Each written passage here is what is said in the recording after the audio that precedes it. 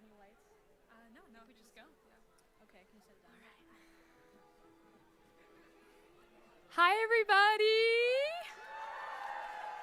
Yay! Welcome to Lonely Magic with Rebecca Sugar, an alumni panel and performance hosted by the School of Visual Arts BFA Animation Department. I'm Sasha Roger, the fourth-year student representative.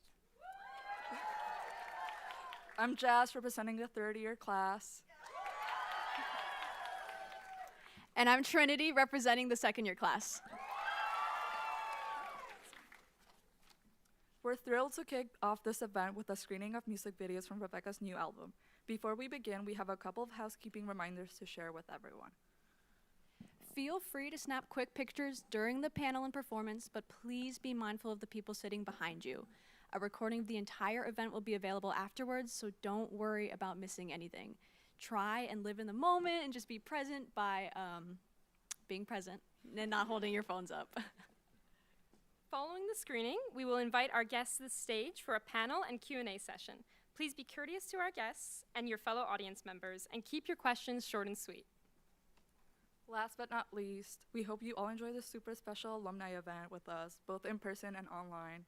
And yeah, let's get started. Yeah.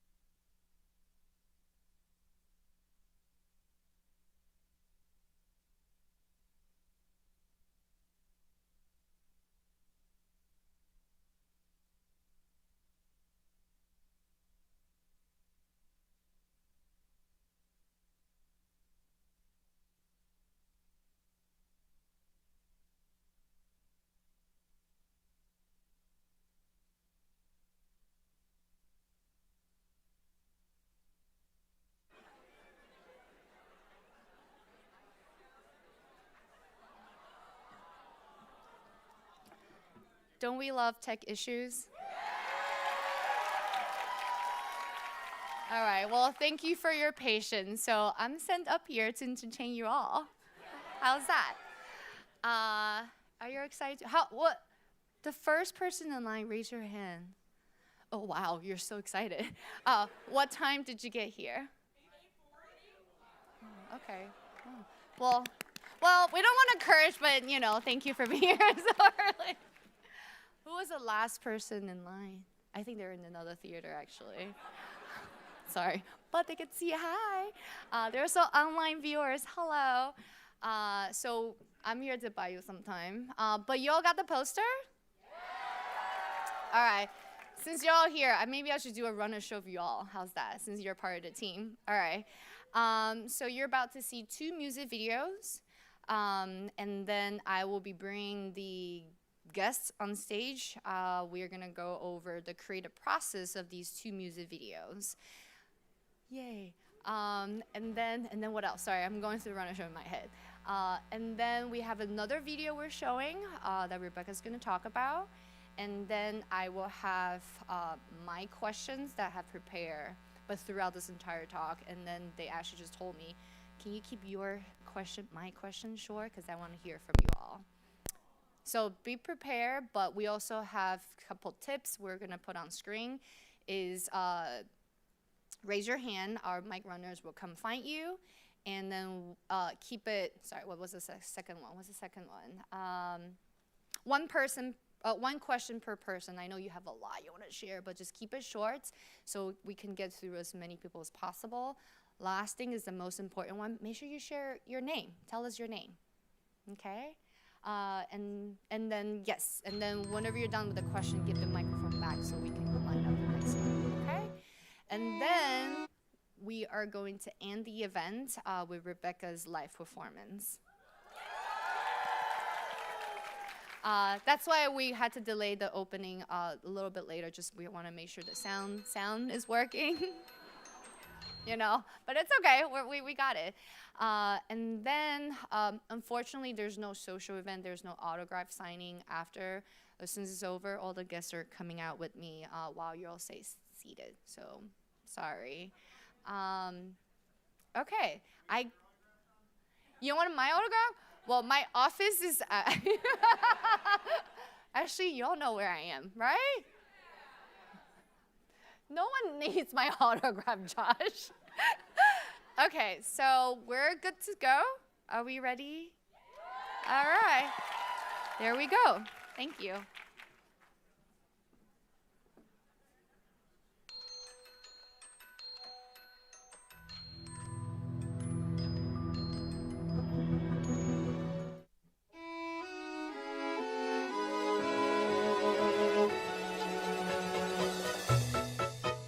On the sun-bleached streets of the living city, my nerves awake. I'm swimming in a t-shirt, dragging my belongings up the narrow stairs of my dormitory. Each step I take is springing with the promise, singing with an angel chorus. I don't care what happens to me, I just want art and music and you. Ice water spilling into my shoes, I'm skipping home from Union Square. Don't care what happens to me, I just want art and beauty and truth. The dawn is breaking and I don't care, it turns the silver buildings blue, blue.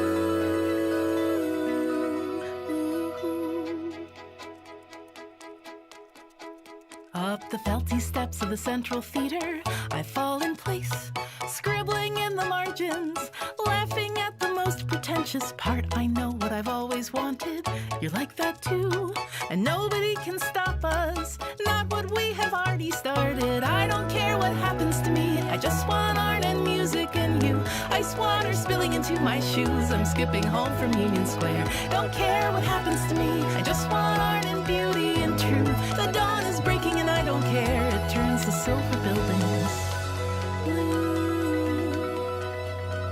blue.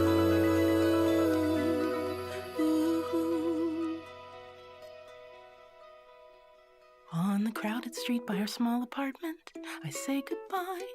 I'm off to California.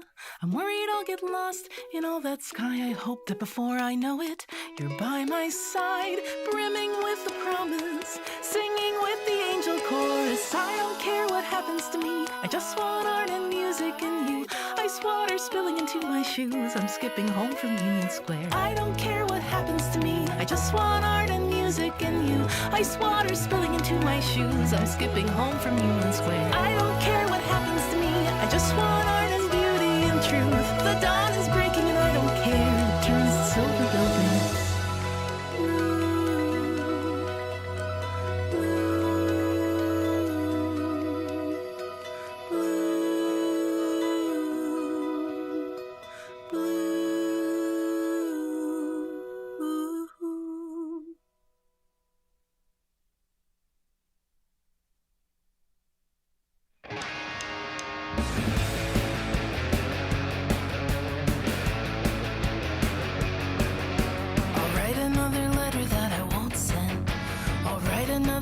To my only friend, that's you. If you can believe it, I'm taking all the credit for my downfall. I'm taking all the credit cause it's too hard to admit what I really needed. I'm sorry that I gave you my attention. I'm sorry that I didn't know to pull away. So grateful that you told me I'm so stupid. How else would I have known? Oh yes, this is a love song. Oh yes, this is a love song. Oh, I'm in love with the way that the pull you had on me is gone. You knew I needed a friend, you swept right in. You saw me sink to the floor, I saw you grin. No, I won't come to your door, no, not again. I wanna beg your forgiveness. You knew I needed your help, you swept right in. Please keep your hands to yourself, that's not okay. You're putting words in my mouth I didn't say. I wanna beg your forgiveness. I wanna beg your forgiveness. I wanna beg your forgiveness. Oh, I wanna beg your forgiveness. Oh yes, this is a love song. Oh yes, this is a love song. Oh, I'm in love with the way that the pull you had on me is gone. Oh yes, this is a love song. Oh yes, this is a love song. Oh, I'm in love with the way that the pull you had on me is gone. The pull you had on me is gone. The pull you had on me is gone. The pull you had on me is gone.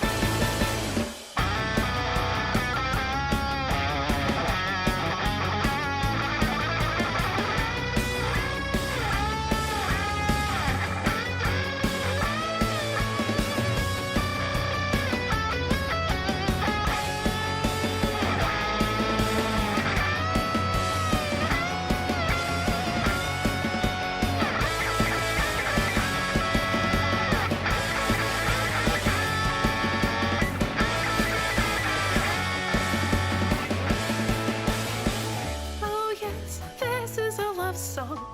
Oh yes, this is a love song. Oh, I'm in love with the way that the pull you had on me is gone. The pull you had on me is gone. The pull you had on me is gone. The pull you had on me is. I'll write another letter that I won't send. I'll write another letter to my only friend, that's you.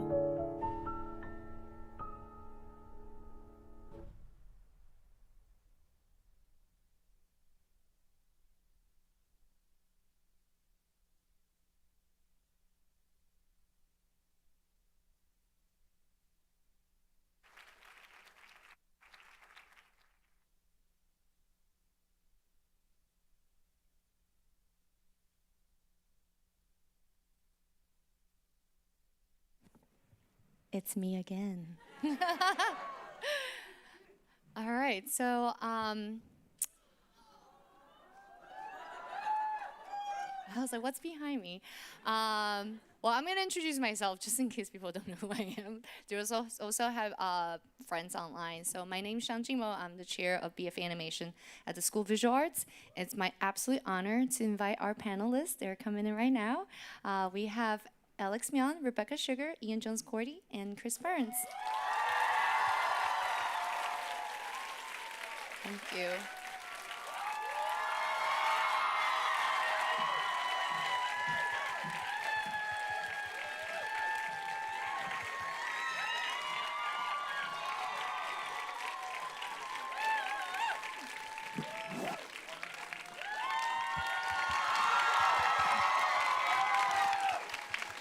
All right, let's have a seat. Thank you. Sorry. All right, I'm gonna start with the story first. So how this whole event came about. I actually met Ian 2019. Yeah. Rebecca, I think we met before I took this job in Annecy actually, but I was so afraid to talk to you. I mean, right? And then I met Alex at one of the mixers a couple years ago, and Chris, we got connected through another friend.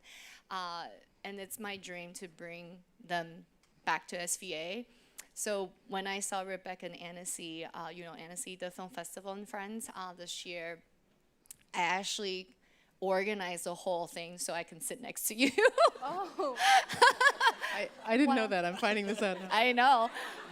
And they're like, oh, don't worry. There's no one sitting on Rebecca's other side, so you're the only person. I was like, yes. So the whole time I was like, okay, I need to figure out how to invite them back, right? To bring it back to SVA. And I was like, I don't know, I don't want to seem too eager. And Rebecca's actually the one be like, so I'm working on Ice Water. It's all inspired by SVA. Can I come back and perform? And I was like, yes, please. So this is actually not my idea. The entire credit goes back to Rebecca, so thank you. Well, I never could have asked if you hadn't gotten that seat next to me, so it works out. Oh, I worked hard on that. Actually, thanks to Jimmy. Also made it happen as well. He's a chair for 3D. Yay! Before we actually introduce you all, they don't know everyone, but we want to get to know you. So raise your hand if you are a freshman 2D animation major. Okay. Sophomore? Okay. Junior? Oh, wow, really proud junior. I thought I'm like burning you out with the curriculum, but you're all alive. That's amazing. All right, and seniors? Yeah! They're working on amazing senior films. And the alum of 2D animation? Oh, wow. Wow, there's a lot of you. And illustration? Comics? 3D? Film? Good, we love it. Design? Oh, yeah, there's some design. Who else did I miss? Photo, sorry. Woo! Yeah, photo. thank you. Anyone else? I want to miss. Sorry, what? MFA computer art, thank you. MFA computer art. Or MFA in general, there's illustration and everyone. Okay, awesome. So thank you. Strangers that you snuck in? Okay, don't raise your hand. All right, well, thank you all for being here.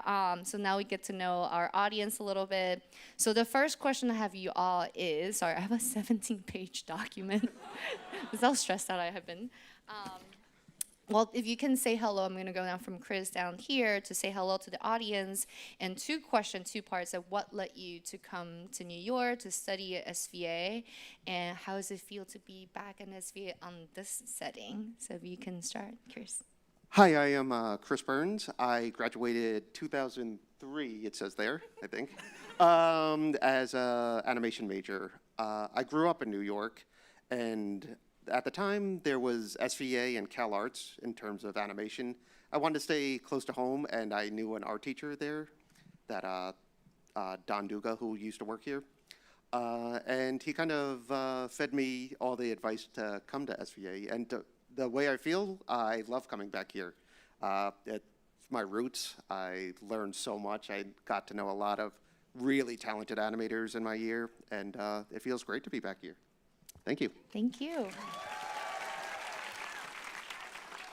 Hey, I'm Ian Jones-Quartey. I graduated 2006, and I went to SVA because, well, I had family in New York, and I looked at a bunch of different art schools, and all of them the animation classes would like start like in the 3rd year or something like that. And then I found out at SVA, you get to be in animation class on the first day. So I was like, perfect.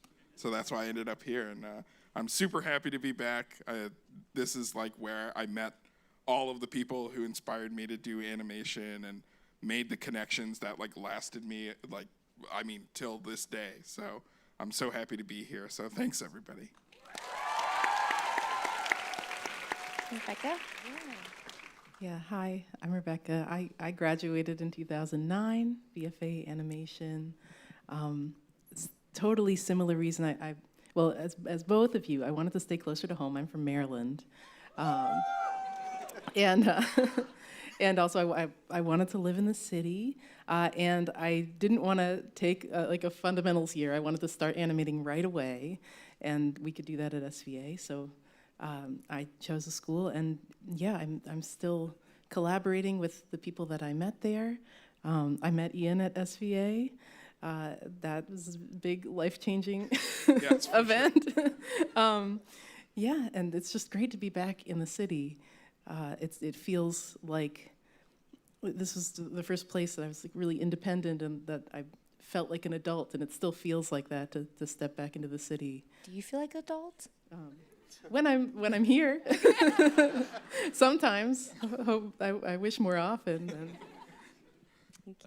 Hi, I'm Alex Myung. I'm also from the class of 2009 in traditional animation, and I think, again, very similarly, my folks are in upstate New York, so it was. There you go. Yeah, Albany.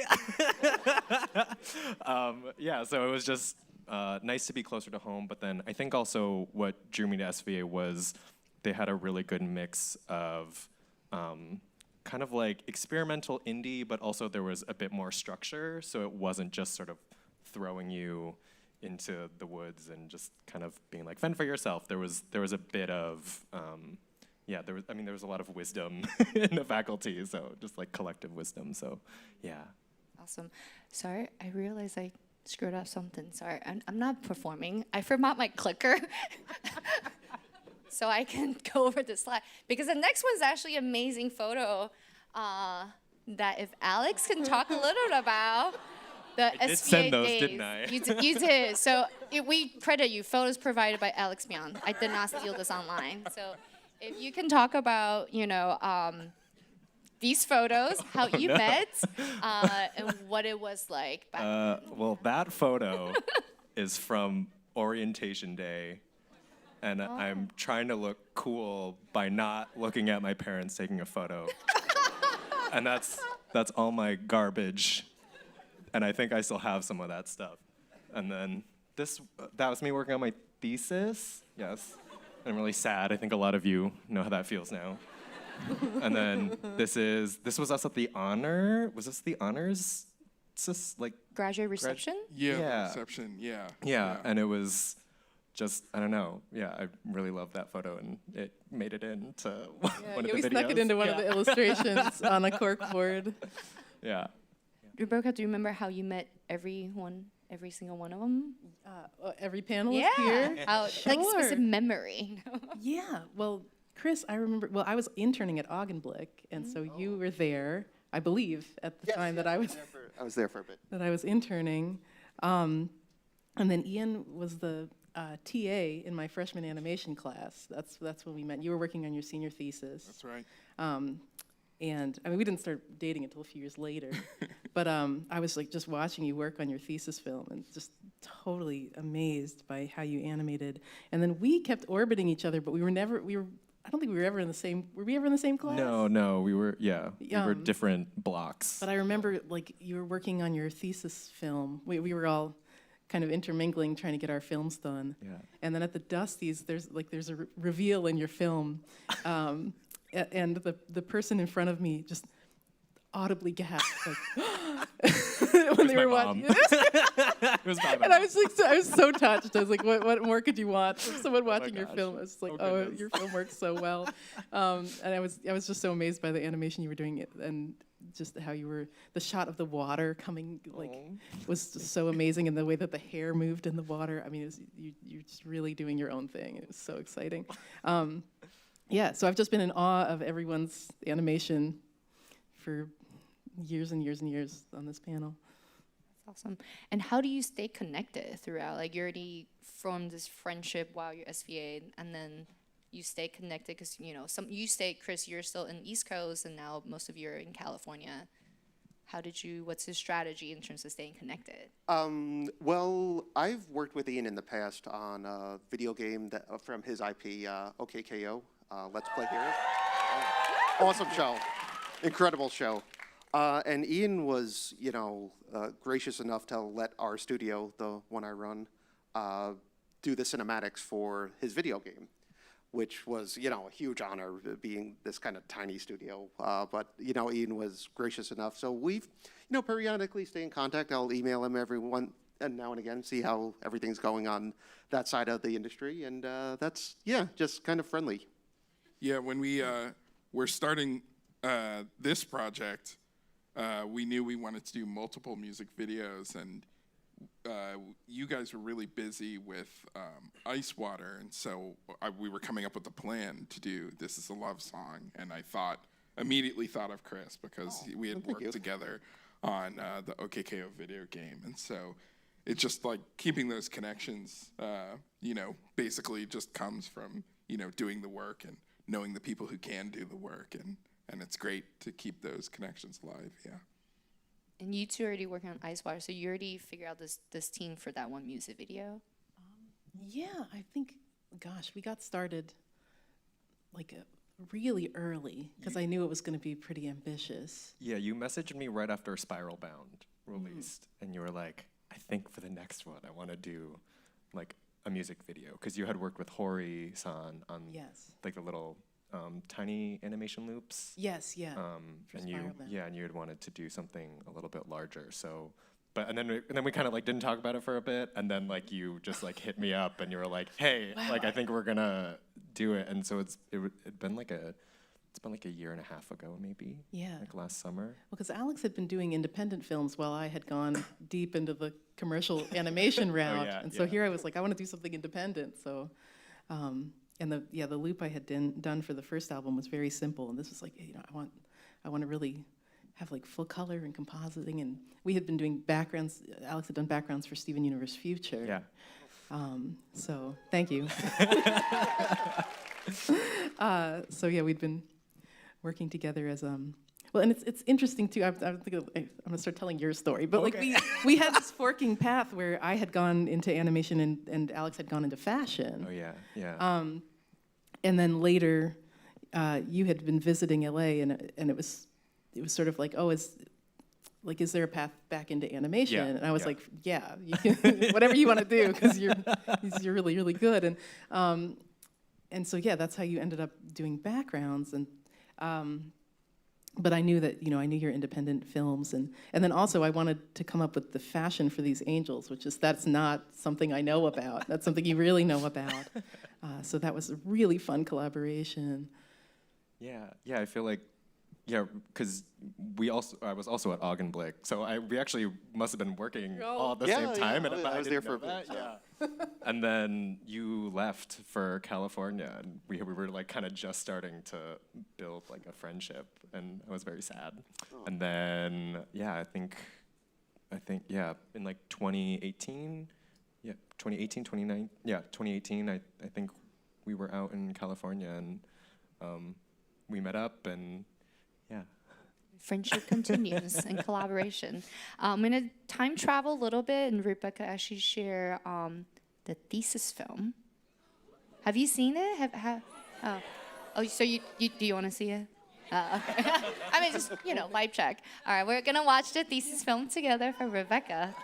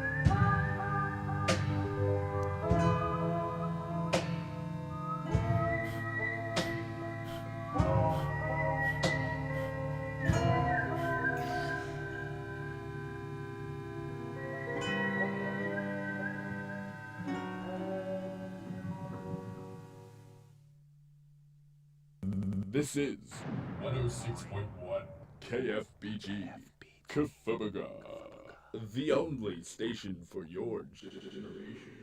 All right, we're back, and this is Dick Danger coming at you live from KFBG.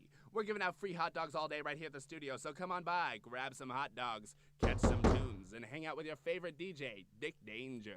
Check it out. Next up, we got a brand new...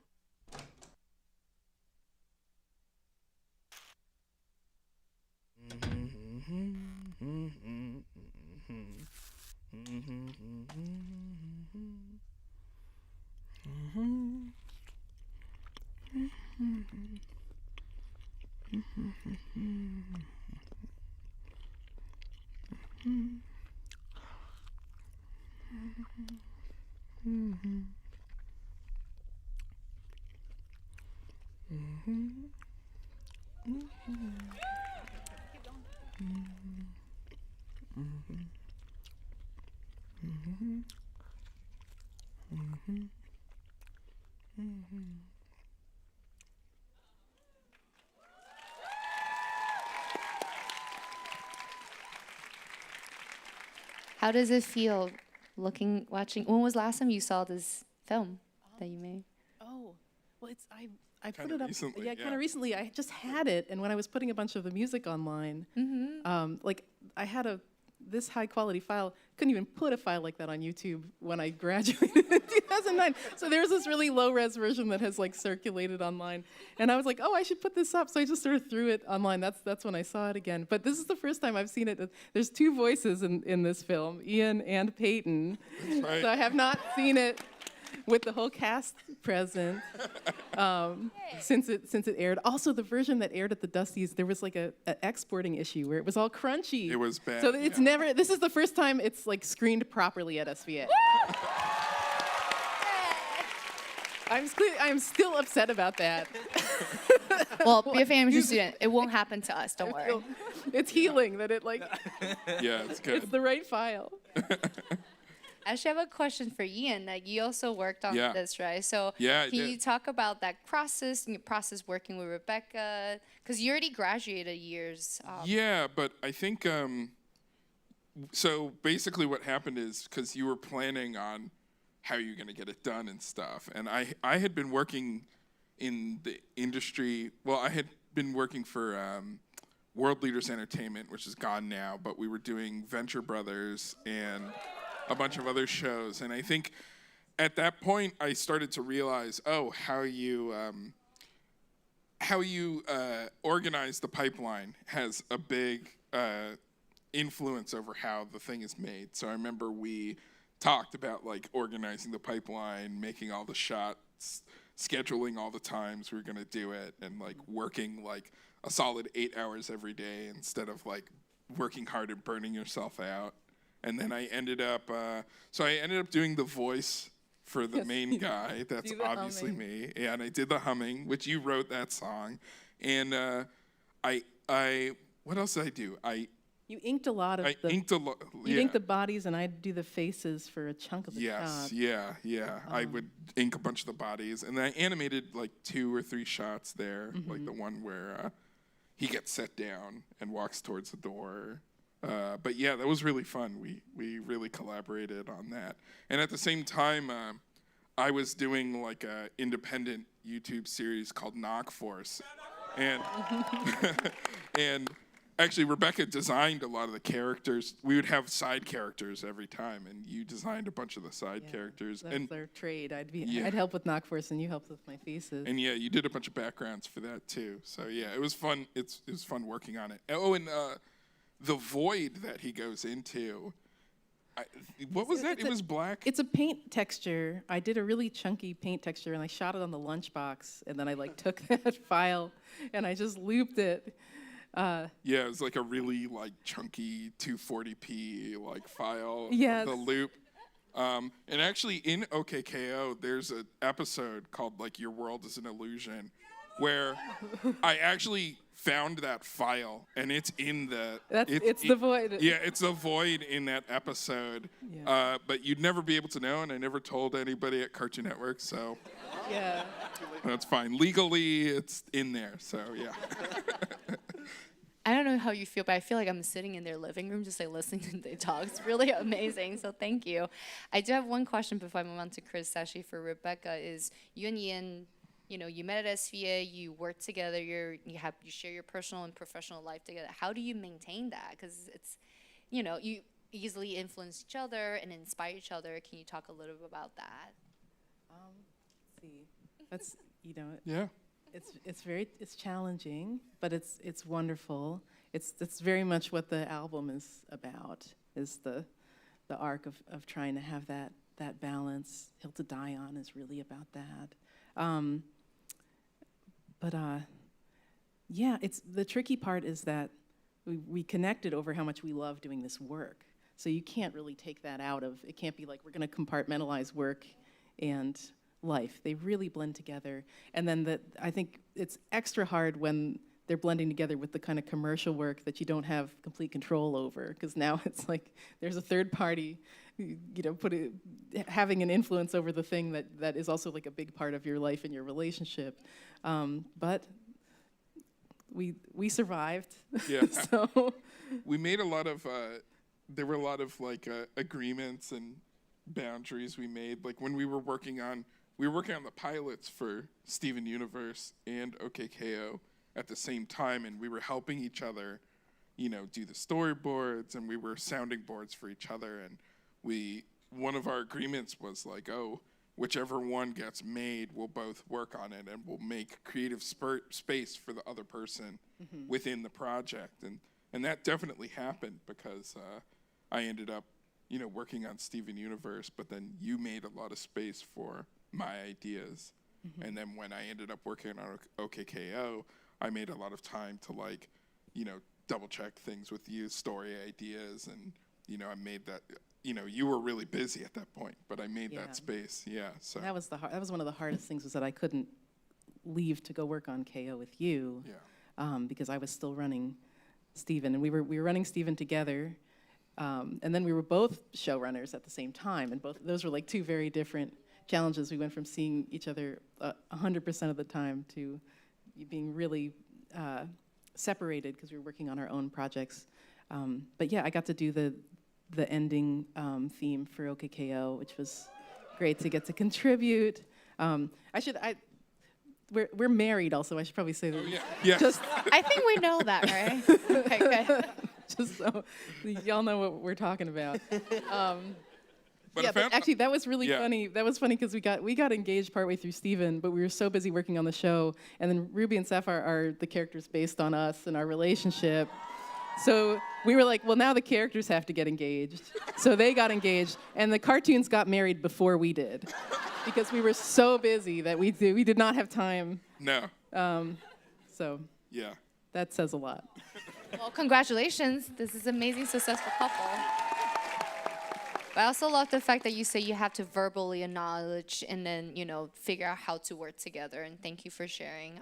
Because, you know, even with or without personal relationship, well, animation is a collaborative effort, right? So you'll work together in terms of working with other people. And I think that's a really important note to keep in mind. How do we do that? And still being sane, keeping insane, and also keeping our own identity, which I'm going to shift the focus a little bit about just the creative identity of y'all. So we actually they all worked on way more than this, but when we're working on deck, we can't put everything on the bottom. So we picked like the signature one, and I'm gonna go to Chris. Chris actually, of course, went to animation at SVA, but now you kind of shift your focus a lot more into the gaming side of it. Can you talk a little bit about that transition? Sure. Well, we recently just published this game called #Blood. Oh, thank you. And the game was definitely an homage to animation. It was fully hand-drawn. We kind of, laid into the late 2000 Cartoon Network vibe, and something that influenced me when I was going to SVA. And I found the production for animation and video game making pretty similar, especially when we were treating the game as sort of an animated, like, feature in a way. So not a lot changed on my end, but it was dealing with new hurdles, like how to make this thing interactive. We're not just storytelling now. We're giving credence to the player itself to tell the story. So there was those challenges with dealing with the programmers, like memory is all of a sudden an issue and all this stuff. And we had over 100,000 drawings in the game, so like it became very cumbersome. But it was sort of a natural fit from running a studio to running a gaming studio, at least on the artistic side of things. So it was a lot of fun, though. It's available on all platforms. Yes, bye, please. Thank you. And then Alex, you can look up Arrival. Your short film is absolutely amazing. You did 2016? Yeah, 2016, 2017, Sorry, something. I did my homework. But also, you also study animation, and sounds like you also went to fashion, and now you're in art direction. Did you always imagine that's what you want to do, or how do you navigate that? I think I'd always wanted to be like a filmmaker. I knew that was what I wanted when I went to school. But I also was very interested in fashion, and I didn't apply to any fashion schools. I just very much was like, I'm gonna go to SVA, I'm gonna do animation. And then we graduated in 2009, and there was a massive recession at that time, so I was like, there are no jobs. So that did not help me, but I ended up working at Tiffany's, doing like tech design for them, and it just sort of snowballed, and I ended up working in fashion for like almost 15 years before I moved out. Or not, oh my God, not 15 years, like 10 years. And then it's been 15 years since we graduated, yes. 10 years, and then I moved out to California. But very similarly, Chris, like I learned in fashion that the pipeline is very similar to animation, because I was really worried that having been away from the industry for so long, I was working on Arrival independently, like on the side, as like a little side project, and I was like, side project? Yeah, I did that. It's a thesis student, do not do this. It's a 20-minute film. Oh. But over 4 years. Yeah, it was over 4 years. There was no one at my back for it, so I took the time to make what I wanted. But I was very much like, oh God, like who's gonna hire me in animation? Like I haven't done this professionally in a really long time. And then when I ended up actually working on Steven, I just was like, oh no, the pipeline is extremely similar. Like my job in fashion was a tech designer, and so I'd be getting sketches from artists, and then I'd have to interpret them in a way that could, and like redraw them in a way that was clear for factories to like overseas to make these products. And it's very similar to TV animation, especially if you're working in like props or something. It's like almost the exact same thing. You're getting sketches from directors or storyboards, and yeah, like this, and then you have to interpret it in a way that is also very clear for studios overseas or wherever to actually be able to draw it. And you also have to make it producible, and there's a lot of considerations that are very similar. Yeah. And you consider yourself as a filmmaker? Oh, I don't know. You are. You are. Artist. You are. I like to go by art director, filmmaker, yeah, whatever, yeah. An awesome human being. And Alex, you want to talk a little about these artwork that you... Yeah, well, this one specifically, we actually did these designs last, I think, right? I think so, after all the angels. Yeah, we did the angels first, and then you were like, okay, now we have to design me. Yeah, I really wanted your help with the me character, because I was feeling shy about it. Yeah, so these ones, I feel like with the angel characters, we kind of did some things separately, and then we came together. So I think I had started doing more of just like the outfits first, and Rebecca was trying to decide, how you actually wanted the character silhouettes or like body shapes, faces to kind of look, and then we merged them, and then we did a lot of back and forth of refining, like, just like how you actually draw them, how things are colored and interpreted, and yeah, so you can see a lot of that here. And do you want to talk about, I did my homework. So there, you know what the angels represent? Oh, amazing. You have to shout out. The first one on the left. The middle one. Last one. This is amazing. You're amazing at doing homework. Thank you for supporting my independent work. Just amazing. But in Rebecca, when you design these characters, you represent these friends that you have in art school, right? Yes. So actually my question for you all is like, which character resonates you the most? Not Rebecca, sorry. This is all your characters. I'm sure they all resonate with you, but each of you, and who's that one person, you don't have to tell us the name, but like that someone who can bring you ache or something that really motivates you? Like how do you turn that energy into something productive? Chris, this is a big question. Well, when I first came to the first animation class, it was chock full of talent. Like the biggest one was Phil Rinda, if anyone knows him. He like I sat next to him and a super talented artist called Mike Oviedo, and I just felt so like I was like, oh, I'm out of my league. These guys are way better than me, and they were. But they were also friendly and so kind of supportive, and that was when I really felt at home. And like, you know, I went to a rural high school on Eastern Long Island. Art was, oh, okay, good, yeah. So I just didn't feel at home there at all, but it was until SVA and like being with all these super talented, supportive people that I was inherently jealous of because they were super talented. So I guess that would be like the thing that kind of motivated me the most, but I would never call them like something that upset me. It was just the fact that I wanted to, you know, get to their level and how they supported me. So I would say some of my classmates that in particular animation that were just leagues ahead of me at the time. Ian? Yeah, for sure. I think it was, you know, those people I met, you know, in SVA, like those first people on that freshman year, you know, I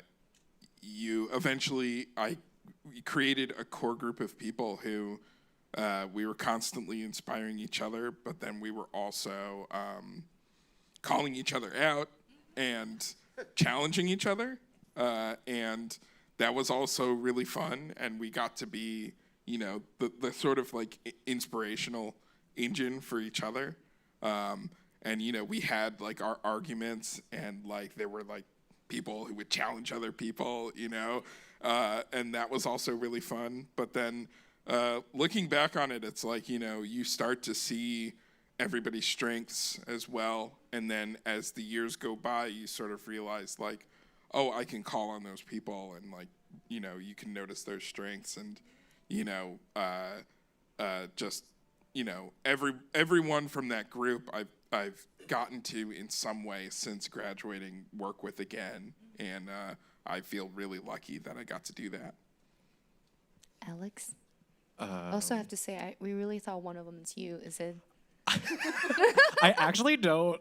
I personally was not trying to make it me, but I don't know what Rebecca's I remember at one point were. you were like, I like hair like this. Yes, I mean, pretty much So everything that I draw, I feel like I'm like, I would wear this, or like, Yeah. I'd do my hair like I mean, this. they're an so it's hard to say. They're an amalgamation. Yeah. Like I didn't want, you know, to make anyone uncomfortable by, I mean, you know, making it just exactly them. Yeah. But you know, Yeah. I would say that you're in there for sure. Yeah. I feel like I'm teetering between Epiphany and Ache as like a personal. I feel like the excitement and like the drive to do like to embark on like a specific project is like very, very strong in me. And then when you're like rationale and you're like, but why do you want to do it? I'm like, I can think of the really nice answer in my head, you know, but then when it comes out, I'm just like, it's fun. Like, you know, so I feel like the rationale is still something that I'm kind of working on. But similarly, I also have been very fortunate that like that first year all of my friends. Yeah, I'm still really good friends with some of them, and one of my friends is here, Amy. First year, we met first year. She was the producer on my film Arrival as well. And so that's incredible that, we got to work together like for so long afterwards. Yeah. I have a new idea. I was having this thought the other day. We should stop calling it blocks. We're gonna call it packs. How's that? Wow, they're really excited right there. I love it. All right, if you agree, I'll send out an email. How's that?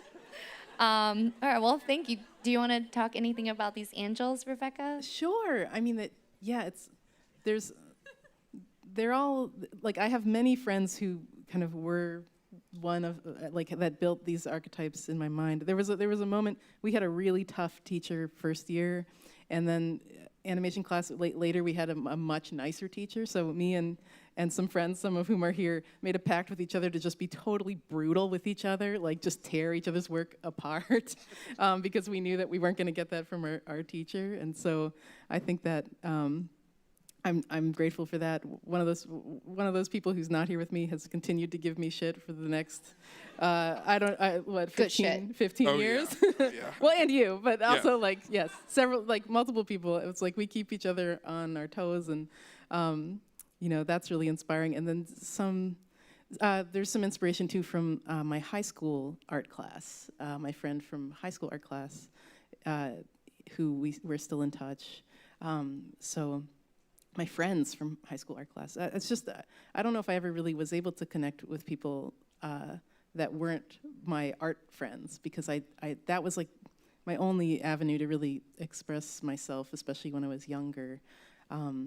So I think these characters, it's like they're all part of the artistic process, but they're definitely nods to people that I met here and in art class. Yeah, and same thing with all of your creative process. You have your DNA, you have your friend's DNA embedded in there. But that's the hardest part, right? It's like it's personal. Like even your film Arrival is really personal journey, but when it puts it out there, people see a different lens. And how do you deal with that lens from other people versus your own? And then when someone giving you criticism, and that's why having friends calling you out, giving that reality, it's always really helpful. And next one is, we have more stuff. Alex, you want to just share? What do you want to know about this? What do you want to know about it? We have a lot of these, and then these are the color scripts you want to talk about, and the collaboration. This is the beautiful color script done by Charles Hilton, who is an incredible painter, and he painted most of the backgrounds, along with Xiaoman, who was another painter at Jellybox.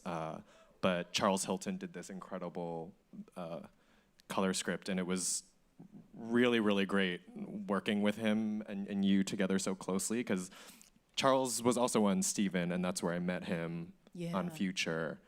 But you're a little bit more, I mean, we've been friends for a while, but you don't get to work together like this until you're, working at this kind of from the ground up. And yeah, y'all definitely know Charles's paintings. Charles painted, the Steven Universe movie poster is Charles. Yeah.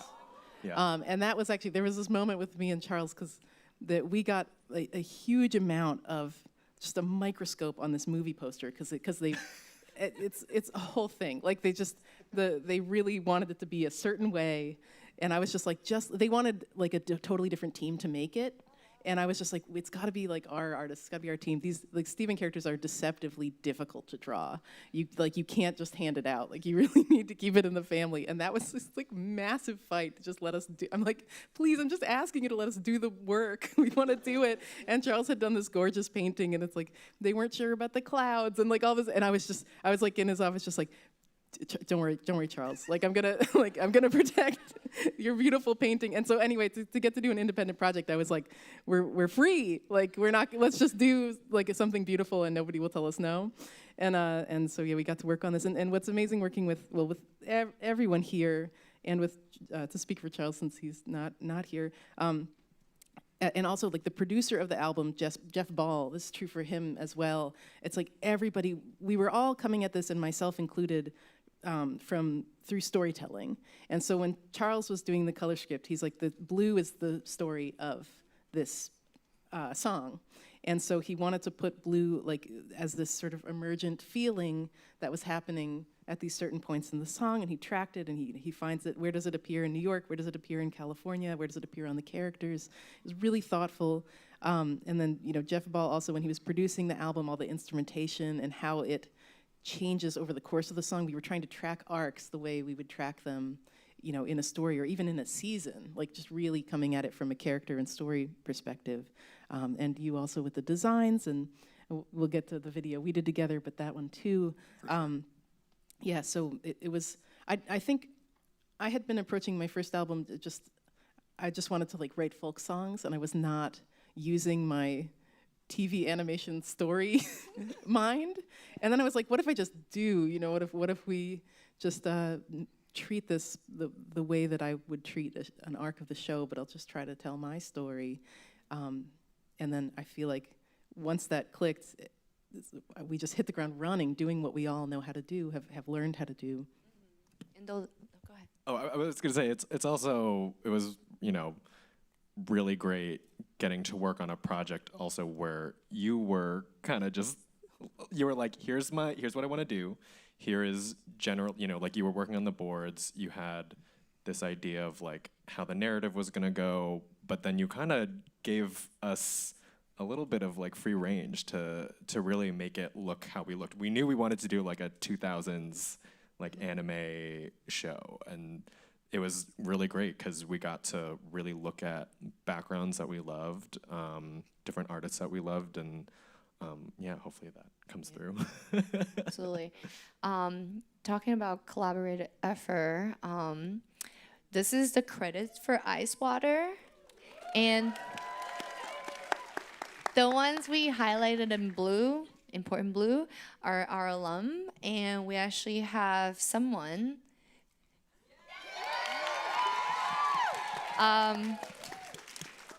She's so shy, but I made her do it. So Kaylee, if you can come up.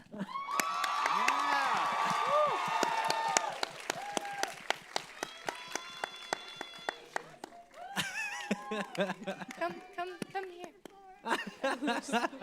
It's the first time and won't be the last time. So can you tell us a little about yourself, how you get involved in this project, and how you feeling, seeing this on screen and meeting all the panelists? I'll give you my microphone. Sure. Hello. I got really lucky, honestly.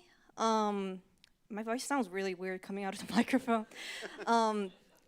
It was like last year, around August, I graduated in May, and I was looking for jobs, and, animation industry right now is kind of,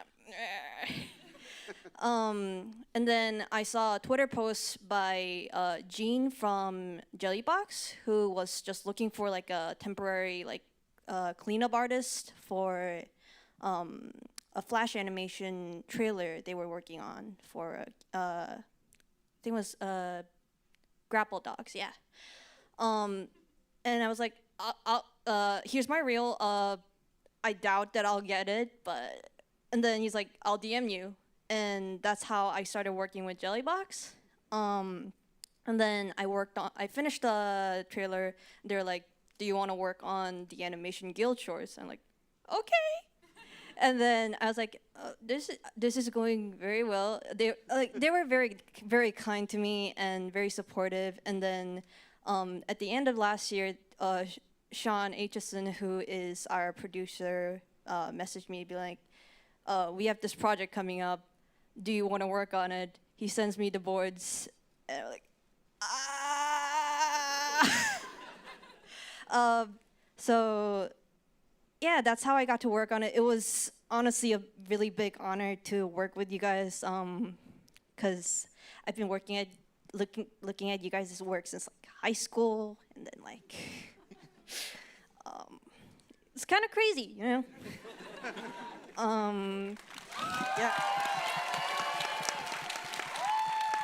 So it was a big honor working with you guys, and I'm trying to keep my voice very. Yeah. I can share the story. So I met Kaylee since 2019. She actually took a 1-year break, and even that 1-year break, we still kept in touch.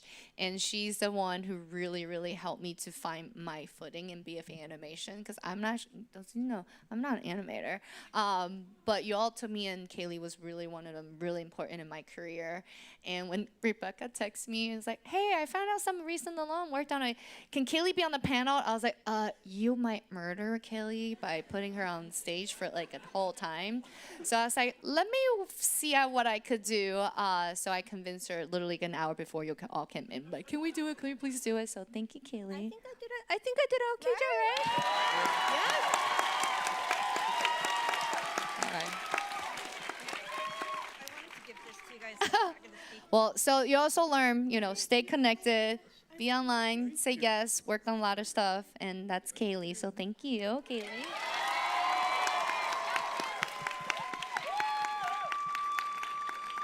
Wow, that's the longest string. I love it. This just show how much love we have for each other for SVA, not just animation. We all love each other. All right, so we're gonna shift the focus. We're gonna talk about this is a love song. I was surprised no one's like singing along the whole time. You do? Okay. Actually, my first question is actually for Rebecca. What's your idea behind making this sing-along version of, the sing-along type of the music video? Yeah, well, the earliest concept for this was, this will be a lyric video.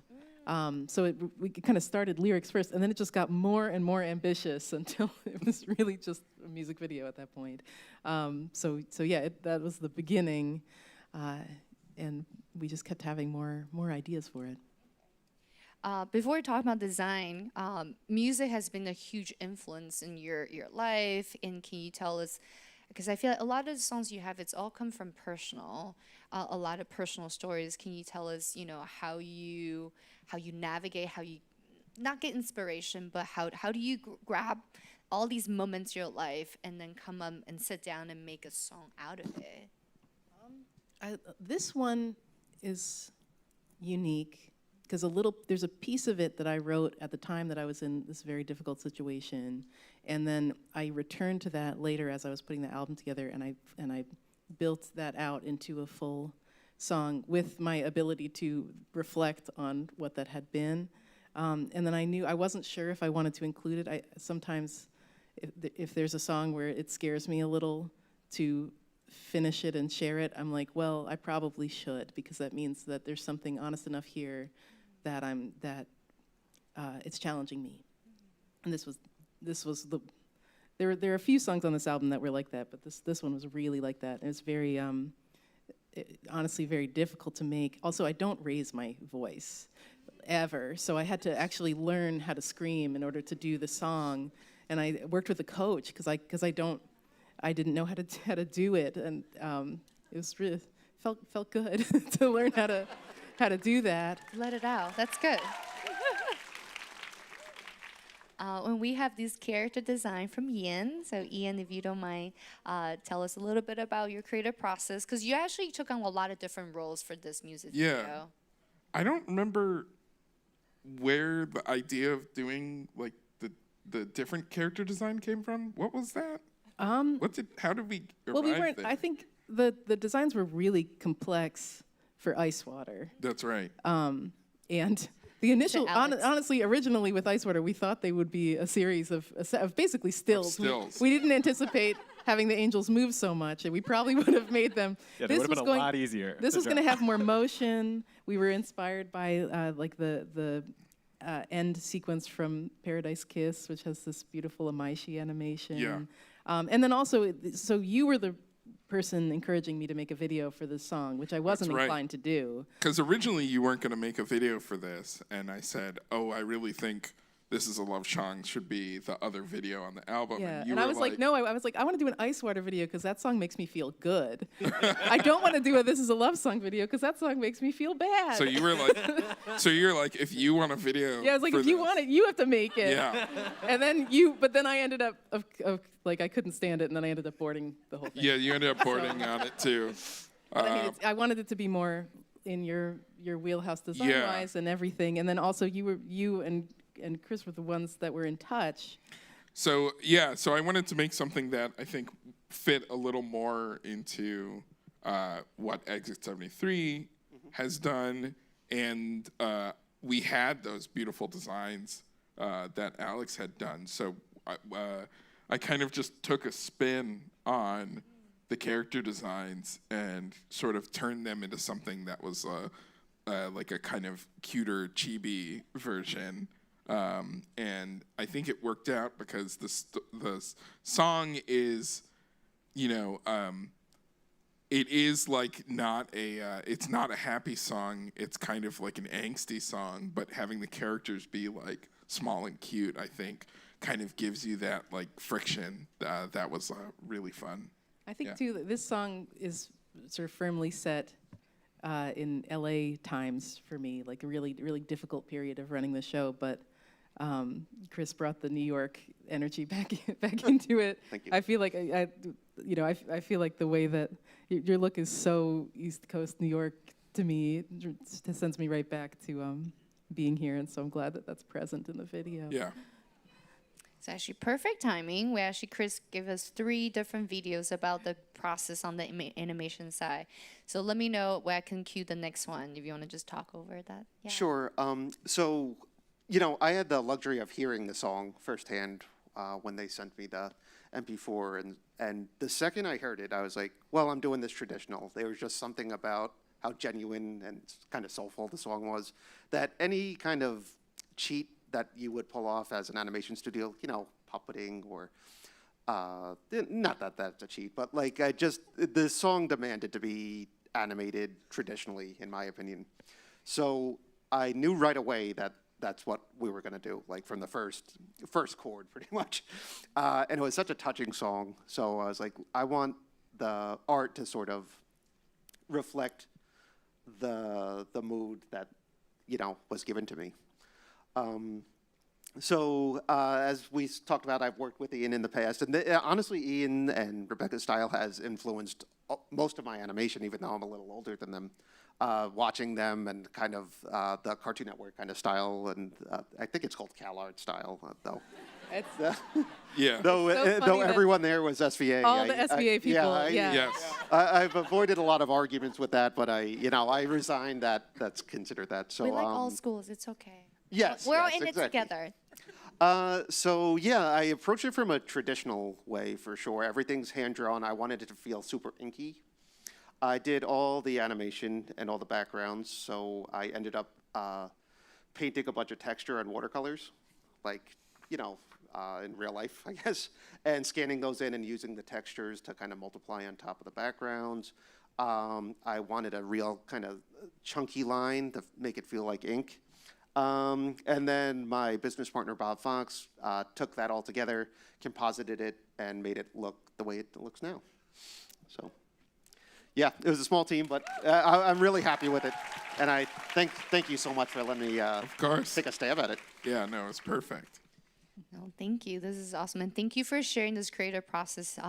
Sure, with everyone, and we get to see from storyboard, rough animation, and and compositing and throughout. It's really incredible to see behind the scenes. So thank you, Chris. Of course, anytime. Yeah, and then. We have Love the Way It Feels that will be coming out soon. So Rebecca, if you can tell us a little bit of Oh, wow. There's one last video. It's if Ice Water is like the anime opening, Love the Way It Feels is like our end credits sequence. And part of why it's not ready yet is because we want to get all the credits into this video for every part of the music, every music video, the lyric videos. It's a lot of people came together to work on the whole thing, and we want them all to be represented in this final video. And the looping animation that's on a lot of the lyric videos, there's more to that animation. It all comes together in this final video. So we're still working on it. I thought I might have it ready today, but I don't. But it's coming very soon. And all of these illustrations for the album were actually created for this music video as stills that appear in the video in a certain order. And these were a true collaboration between us and Charles as well. Alex, you want to talk a little bit? Give Yeah. us a little sneak peek. Yeah, well, as Rebecca already mentioned, these are actual still images. So, you know, Yeah, we these aren't going to move. I'm just a heads up. they are not moving, which is again why we decided to design them so intricately. Yes, yeah. And now I'm having just so many like feelings about that. Yeah. But These yeah, are no, still- these were really great because you know we were like, okay, for the music for Ice Water, you know, some of the, not these two specifically, but some of the shots are these direct illustrations based off of like certain scenes in Ice Water, and so it gave us a chance to make them like really illustrative rather than like having them just be like screenshots from the music video, because there's only so much you can do in production. But And we had such a TV animation moment where I was like, I'm going to reuse the backgrounds from the video. We're like, We're yeah, just going to put them on the, we reuse already it. have them. I was like, yeah, that was this thrilling. one's like This one cut and paste from like a different background. And Not this one, the one, this is my old office on Adventure Time. This one was new. We created this original for the drawing, and the picture of us at at that SVA one's is in on this the one. bulletin board. Yes, I said, we should draw it in. This is actually, so the timeline of this image is like all over the place because the Good Jake's guide was actually created by Ian. That's right. Which at the time I was a revisionist, you weren't on the show yet, so that didn't exist. So there's like some this is a fantasy image, not because of there's an angel there, but because the good Jake's guide wouldn't exist for about 2 more years. No, it's true. These are not real. That answered my question. I want to know all the Easter eggs, but you just share a lot. Thank you. Yeah, That's yeah. awesome. Yeah. And Rebecca, we have another video you gave us, Heal to Die On. Can you tell us a little bit about before we watch it? Yes. So I also did. This was my first try at a live action music video, which I had not done before. I didn't. I should have brought the. There are some really hilarious looking storyboards I did for this because it wasn't gonna. It was live action, so are they loose. Although the little bit of my storyboard for Love Song is very loose also. But yeah, Hill to Die On was very much about my Cartoon Network experience and my experience running Steven and us running it together. And yeah, I really had to learn over the course of running Steven how to take care of myself, because I just always put the work first, and so and just take care of my life, which I really for a while just it was all the job, because the job was so demanding, and so that the video is very much about that. And then things kind of ended up working together because my co-executive producer on OKKO, Toby Jones, created a movie called AJ Goes to the Dog Park, which you can rent now on VOD, but it's a very super funny, hilarious, surreal movie, but it is about that feeling of when you get lost in the work and you lose those years and you kind of forget like where you were at that time, and it really kind of spoke, to us and our experience. And Toby asked Rebecca if she could write a song for the end credits of the movie. And so it was great because you were working on the album, which was about that, that arc. Yeah. I vaguely knew I wanted to do something about work, but Toby really kicked that off when he asked me to write this song, because I don't know if I had thought until he gave me his sort of prompt to be so specific about how Cartoon Network had made us feel, and the way that he was talking about it. I had done a few versions of the song. He was talking about just getting lost in your work, and I had been writing this draft of a song about needing something to get lost in, and I was circling it for, probably like 2 months, and it just was not coming out. And then it just hit me one night that you don't know that when you're in it at all. Like I wasn't going, to work being like, oh, I just really want to get lost in this work. Like no, when you're in it, you're just like, nothing matters but this. This is all I want to do. And so once I started to write it about that, the whole song came out in one night. Just sort of spilled out, and I recorded it, and I sent it to Toby. I'm really grateful to him. And the other piece of this is that Toby was doing this giant independent movie project after rolling off of OKKO, and before that he had been on regular show, and I was just really inspired that he was taking matters into his own hands and making his own independent work, and that was happening even before Spiral Bound, and I was like, I really want to do that too. I want to do something independent, and so huge shout out to Toby, who also directed the live action video. All right, are we ready? All right, let's go.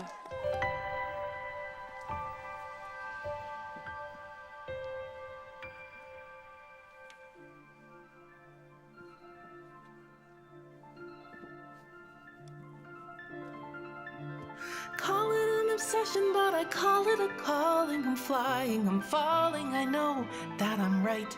Call it something special, it's the chance of a lifetime. It's my day in the sunshine, it's my moment to fight. Every bone in my body to the tips of my hair. Every part of me's electric with care. Every second I can feel a part of the thrill of the climb. To the peak, to the peak, to the peak of my hill to die on.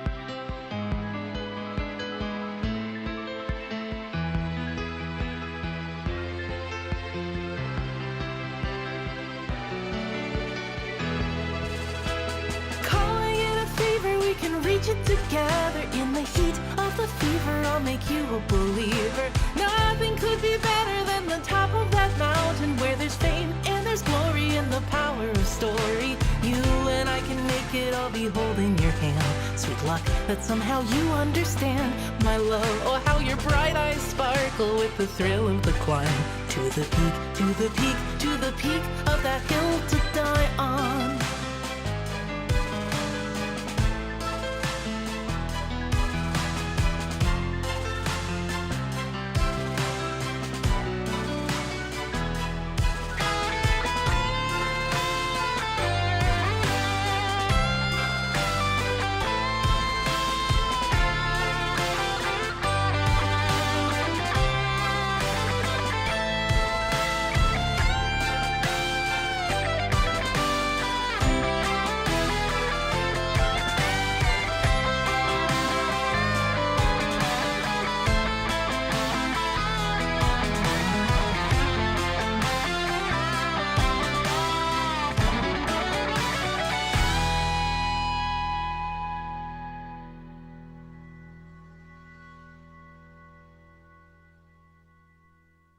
Looking at the scenery is making me dizzy.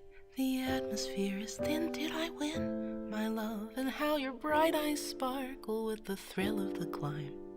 Oh, my beautiful friend, I would do it again for all the time in my life and the air in my lungs. I would try, but now I think I don't want to die. And as I feel the thrill of the pull of the hill, I shut, heart catches, are you here with me still? My rock, my joy, my world, my shoulder to cry on. On the peak, on the peak, on the peak of my hill to die on.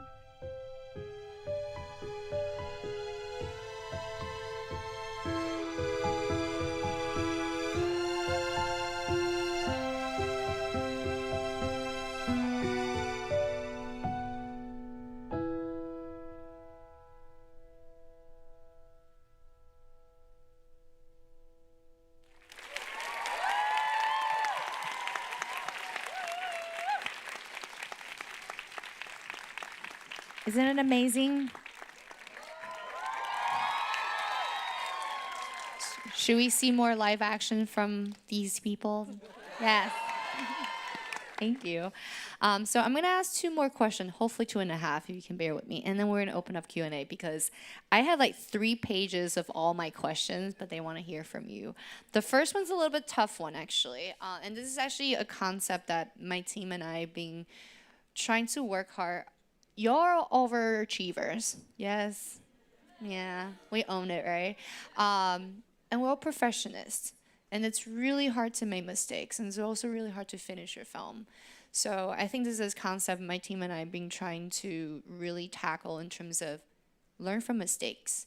So if you can each share like a mistake that you made that led to loss of confidence in yourself, loss of a project, loss of a friendship, and loss of anything that you can share, and how did you bounce back? I know this is really heavy, right? Who's brave enough to jump in? Want to start, Alex? All right, Alex. I don't know if I can like pinpoint a very specific example, but I will say I have now worked in supervisor roles, and I think that is just sort of like this constant barrage of, I mean, you're just making decisions, and you have to be able to communicate what you need and what you want, like, all the time. And I think, you know, stepping into that role, you have to really release yourself of a lot of your ego, and also whatever your expectations of the job are as well, because, you know, when I started as a supervisor, I was like, oh my God, it hinges on me. If like this one background doesn't look good, like the whole thing's ruined. And then you get on there and you're still part of a giant team.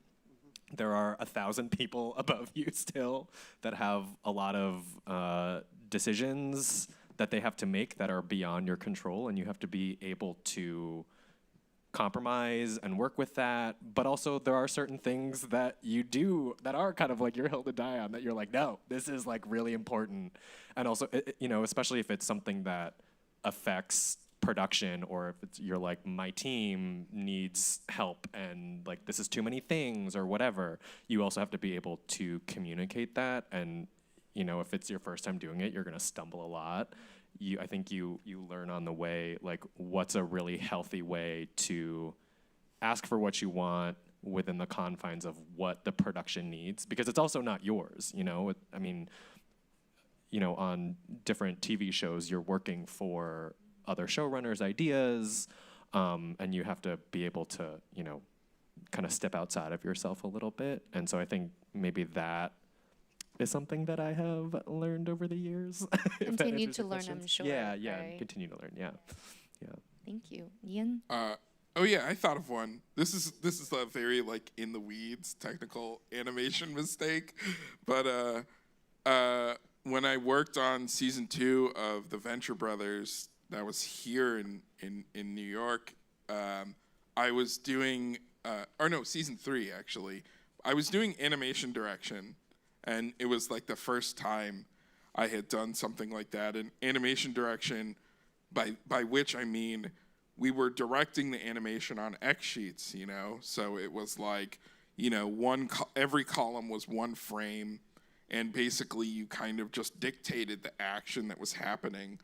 Anything that moved on screen, you have to dictate on this sheet. And it's like, these are physical, huge spreadsheets where you're like writing in, oh, this character picks something up, that takes 6 frames, or this character walks this way, and that's 24 frames of walking. Anyway, the point is, characters are supposed to walk through a scene, and we had to dictate how long a step is. And I didn't really think about it. I was like, every step, I don't know, 4 frames for every step. Then I did the whole episode that way, and the sheets actually got sent to the animation studio already. And then I was like, wait a minute, I should time how fast that is. And I realized 4 frames for a step, that's like Benny Hill levels of like super fast. And then I had to like, you know, come clean and like tell my supervisor like, oh, I timed an entire show wrong. Like, it's so wrong that if you actually pay them to animate this will just like come out so terrible. And it was, the thing is, you know, in television animation, when you're working with an outside studio, you know, you can get retakes and you can send things back and fix them. But if it is your mistake, you have to pay for it. So this was like a fourth of the whole show was timed completely wrong, and I had to come clean and say, you know, hey, I made this huge mistake. All this stuff is wrong. And I was supposed to be the one like taking care of like all the movements and how they work. And luckily, the overseas studio was still translating all of the sheets, so they hadn't started yet. So it was just like, I just basically sat down, retimed everything, and like, luckily the show came back okay. But there was like a agonizing bunch of hours where it's like, I realized my mistake, and I was like, what do I do? Like, who do I, like, can I tell someone about this? Like, I can't believe I did such a rookie mistake, that I got everything so wrong. But, you know, I feel like I grew from that because, I don't know, everybody kind of makes like a huge error, I think, like early on. And I think also like I was learning about like this whole different way of animating where it was all theoretical. And then, you know, once I had that, doing that mistake actually made me think a lot harder about how long it takes for a character to do something, how long an action should be, what your like overshoots and settles are. And then basically from there, I was doing animation direction for like, I did it for like 2 more seasons. And the thing that's just so fun about doing those X sheets is you get into a Zen state where like, you know, you start to feel like all the movements and how long everything takes. And then that has a way of affecting, my preferences and how I like to animate things, because then basically you'd sit down and think about, well, how long is everything gonna take? And it's like you can see, you know, you can see like you can see the whole scene in your head before you sit down and start doing it. And that had a huge that changed a lot of my work doing after that. So yeah, that was a big mistake I did. That was pretty big. Yeah. Thank you for sharing. Chris, do you have any moments? Sure. It was early when we started our studio, and we took on a little too much client work. So we were balancing 2 clients, and as forementioned, it was only 2 of us at the time. And we just ended up sort of, you know, something I'm not proud of, but we kind of phoned in both projects. And I just feel like if we focused on one of them, even though it would be less money, we would have kept a good client instead of losing 2 for the short gain. So that sort of taught us to cherry pick our projects a little more carefully, and like balancing the passion versus the bottom line, which is, you know, not a cool way of being an artist, but it's something I had to do to run a business. So yeah, that was the biggest mistake I think we made, because we were, in an effort to gain money, we actually lost a lot of business in the end. So it was very short-sighted, I feel like, but it was a rookie mistake that I hopefully learned from. We'll see though. Rebecca doesn't make mistakes, so we can. No, it's kidding. No, I'm sure Rebecca's thinking right now. Oh gosh, I mean, I think, you know, I did make this video about it, but you know, my mistake was I was not taking care of myself, you know, during the course of the show, because I felt like the work was more important, and you know, it made it much more difficult to actually even do the work. Like I would start to get really like physically sick, and it would slow me way down. And even now, I have to turn off a voice that's like, so I'll be like, oh no, like don't forget to eat, like take care of yourself. And like there's still this voice in my head that's like, that's how you'll be more productive. And I'm like, no, I should just do that because I deserve to be healthy. So it's something I'm still like learning to do, but I really romanticized. I hope this is less true coming up, you know, in the arts now. But you know, pulling all-nighters and just working really, you know, till you burn out. And a lot of these even ice water. I mean, I used to stay up all night because I would do comics and independent stuff. My schoolwork, I'd be like, I'll do schoolwork and then I'll do comics all night. And then when the sun came up, the buildings, that's when they all were this pale blue. And then I would go, oh, like as soon as I would see the buildings start to change, I'd be like, oh no, I have like 2 hours I can sleep before I go to sound design class or whatever. And but it's like I still have fond memories of sleeping on the radiator, and it wasn't good. So yeah, that's still learning. Don't worry, we have strict policy, no overnights. I snuck in. Oh. Ian That's helped me true. sneak Rebecca's in. not helping. Because it used to be Yeah. that if you stayed in, if you just didn't leave the building when they locked the doors on the weekend, that you could just stay because they wouldn't know you were still in there, and I did do that. But you'd be stuck in there. I'd be stuck in there, and it's Yeah. not that you were locked in. It's just once you left, you couldn't get back Yeah. in. So it's like you had to commit to just like being in there, which is like that's when I slept on the where the models stand. It's not good, and I really don't. And I only did that once. Yeah, for the thesis, that's when you were like, you're gonna work solidly just every day, a block every day, and not do those overnights. Yeah. Yeah. But then towards the end, I did have. Unfortunately, to do one, yeah. so it just wasn't ready. So. We only have the overnights policy for seniors in the spring semester. Everyone that makes else. sense. So at least we have that. When you're talking about my team staring at me, do not. Don't take care of yourself. That's really It's the most really important. important, and I would have it would have been so much better if I had not done that. And the best work that I did. The thing is, like, I was never as productive doing that as I was when it's like you were going into work. I would go in, I'd work a day, and then I'd come home, I'd get a good night's sleep, and I'd do it again. That's when I got the most done. Yeah. Hands down. When I tried to stay up, it's like the quality got really bad. I started to like hallucinate. It was not good. Well, like by like the second day, don't do it. Yeah. Don't. It's really bad. And so I think it's not. When I think about how I got to doing the work that I do now, it was not that. It was all of the well managed time, all of being organized. I'm sharing this because you asked about mistakes, and that I think it was certainly a mistake. Learn from all their mistakes. Don't do that. Okay. All right. I'm gonna say my last question because I feel like they really want to hear from you. So we're gonna do Q&A. I do have 4 tips on screen. Raise your hand, and our staff will come find you as soon as you finish your question. Hand the microphone back. 1 question per person. I know you have a lot, but just so everyone else can take their turn. And last but not least, tell us your name, please.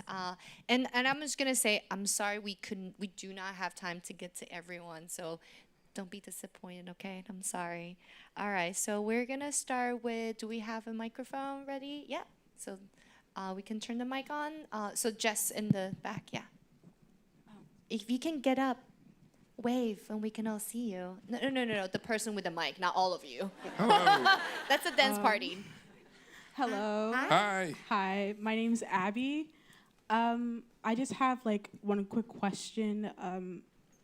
I think as artists, we have this idea that like our projects are our baby, but when you're working like on a production, there's always this threat that, your story doesn't become your own. Like there's always like a threat that something could be changed or like it becomes different from what you thought of it. So my question is it even possible for you to keep your story your own? And if not, how do you even cope with that? Or is that even necessarily a bad thing? Maybe we'll do Jeopardy style, just one person jump in. That way we can get through as many questions as possible. I'll jump in. Thank you. I would say it's important to, when you're working in animation, realize that it's always a collaborative effort. And I think you should go into a project expecting to learn from the people who you're working with and to multiply your creativity with theirs. Because I think trying to hold so tight to the thing that's yours without having the flexibility to have it grow and change and learn from the people who you're working with, I think you have to basically go in with that mindset, and then every day becomes an amazing surprise where you learn something new and you work with new people and other people come up with ideas based on your ideas. I would say that's one way of looking at it. Of course, you can try to grab the control and be like, only my ideas, only my stuff, but then that way you'll always be disappointed when it changes. I think you should just go in expecting it to change and evolve, and that's really worked for me in the past. I think too, as someone who has tried to do very personal work in the commercial animation field, and it is really challenging. When you're working with a team that you really trust, I feel like often, I'd bring a personal story. I'd kind of have a North Star, but not know how to get there. And so it really, like, as much as it's the concept is my baby or my personal story that I want to tell, how I'm going to express that is so dependent on who I'm collaborating with to get there. And often, trying to express that to a team that you trust is where it really comes into focus, because ultimately what you make is going to communicate what you want to say to people who aren't familiar with it. And working on that internally, so much of my role, especially as a showrunner, is as a communicator to say, like, how do we tell a story about this? I think one example, and this was very personal to me, is that, and also relates a lot to the album, but when I was having one of my most difficult times on Steven, I started doing mindful meditation, cognitive behavioral therapy, and it was really helping me. So I came to the writers team and I said, what if we do an episode it's just like Steven facing Cam, like just showing young people how to do mindful meditation, because it's really helping me, and like people would see that, but they were like, no, because they were like, no child is gonna sit there and just like watch this infotainment for 11 minutes. And I was like, yeah, you're right. But then it's like I worked with them, like once we had a discussion about it, even though this was coming from a very personal place, it was like, well, how do we bring people into this? And it's like we created a story together about how to make one of the characters on the show actually need that help, so that you feel like you can relate to her, you can relate to Connie, you can relate to Steven. I had wanted to write a song, but then the song became part of the episode. So I think, collaborating can be an opportunity to have that vision come into focus instead of it becoming out of focus. If you're working with people you trust, and then sometimes you have to be a real brick wall from the people who are going to give you notes to make it more generic or less personal. You just have to be like, I really believe in this. And then that's another piece of the job, is just being able to sell your idea, as crass as that is. And often people will respond to the personalness of it if you're defending your idea. If you're saying this is coming from a real place and you're able to say why. I hope that wasn't too long. No, that's great. Thank you. And we have one over here, if you can stand up. Hello. Hi. Oh God, that was really close. Your Hi, name? my name is Nix, and I have a question for you. You're talking about burnout, and I'm post-grad, and for anybody else in the room that is also alumni, right now, or I guess in general in animation, I'm wondering how you would give it, what advice you would give for somebody who's post-grad, who like has that itch and has that pressure to pull those all-nighters, to really give it their all, to like make sure that they are not forgotten in the industry, but also taking care of yourself, if that makes sense. Does that question make sense? Yeah. Okay. Alex? So I think the interesting thing about working on Ice Water is that it kind of fed a little bit of both of those questions, or in the sense that, I think a lot of us, one of the biggest draws, at least for me personally, to work on it was that we were getting to work on something independently, and that I could pour my passion into something that also was a little bit outside of myself, because it was a tough year for me that year, and so it was really nice to have something that was, I was able to art direct, but also it wasn't all on me.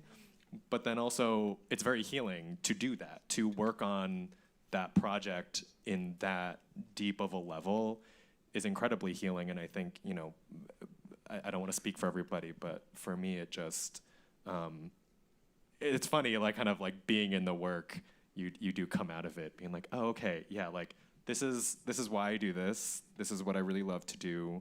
Because when you do work in the industry, it definitely, it gives you a different perspective on it. It's a very different approach, and you can become really sort of cynical about it. And so to work using the things that we've learned in animation on a personal project was incredibly inspiring for me as well, but also, yeah, I feel like it scratches both of those itches, if that answers your question. Yeah. Thank you.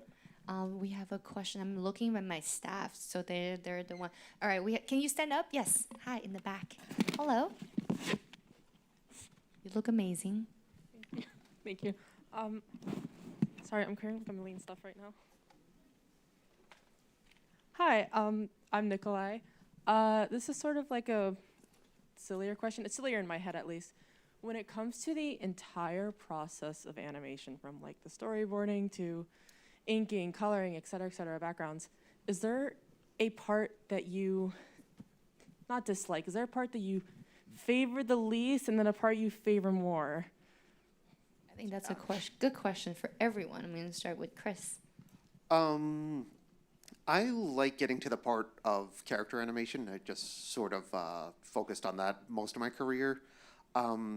So I tend to, but I want really clean boards too. So I feel like I focus like getting the boards in a good spot for the client or myself or anyone who's working with us. To a point, and that sometimes feels a little arduous because I just try to make it so it looks exactly like the client knows exactly what they're going to get. I don't want any guesswork on the back end. So I think like kind of refining the boards to a level that's probably not necessary is the part I wish I could let go of a little bit. I think that would be my answer. Ian? I feel like we can answer this together because Yes, we work. You mean at the same time? We're totally inverted. Yes. I love starting something. I love the very beginning. There's so many possibilities, and it's like, I have a concept, and then it's finishing something that really hurts. I love finishing stuff. I love taking the raw idea and then figuring out how to execute it and how to like finish it so that it's all there. And starting stuff is so hard for me. I'm just like, that's where the dreams die. They're now. And then, like, getting started for me, it's just like pushing that boulder up that hill, and I just don't want to do it, and I don't want to get out of bed, and I don't want to like work on stuff. Yeah, but I love that part. It's just like, what are we talking about? What do we really want to say? Like this like all of this soul searching and. It's like that. Like I was saying, coming into focus. It's so much fun, and just trying to watching it start to take shape. So we basically end up you attack the thing that I have the worst part at doing, and then I try to attack the thing you have the worst part at doing. Yeah. Getting started is really hard for me, but I love having the material to honor at the end, and that's really fun for me. So. It's a true partnership. Yeah. Thank you. Alex? I'm like Rebecca, where I'm really jazzed about the idea, and I'm like, you're so good at executing things too, though.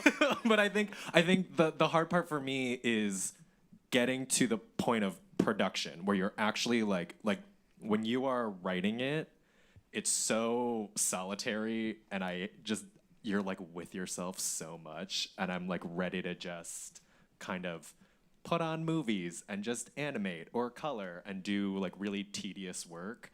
Whereas like the writing, it's like I have to have like all the noise off, and I have to just be kind of, thinking a lot about where is this going, and then you get really worked up over like, is this good? Do I just stop now? It's like so I think once I can get to a point where I'm like, okay, this is locked, this is good to go, that's my favorite part. And then also when it's done, because then it's done.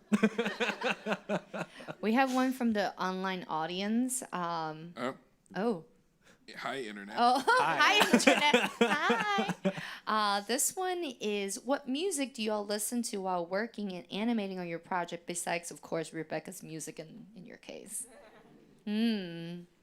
Anyone jump in? Oh, I don't listen to music while I'm animating because of, what was it, Richard Williams? And then every time I do it, I feel really guilty. I'm like, Richard Williams said not to do this, so I don't do it.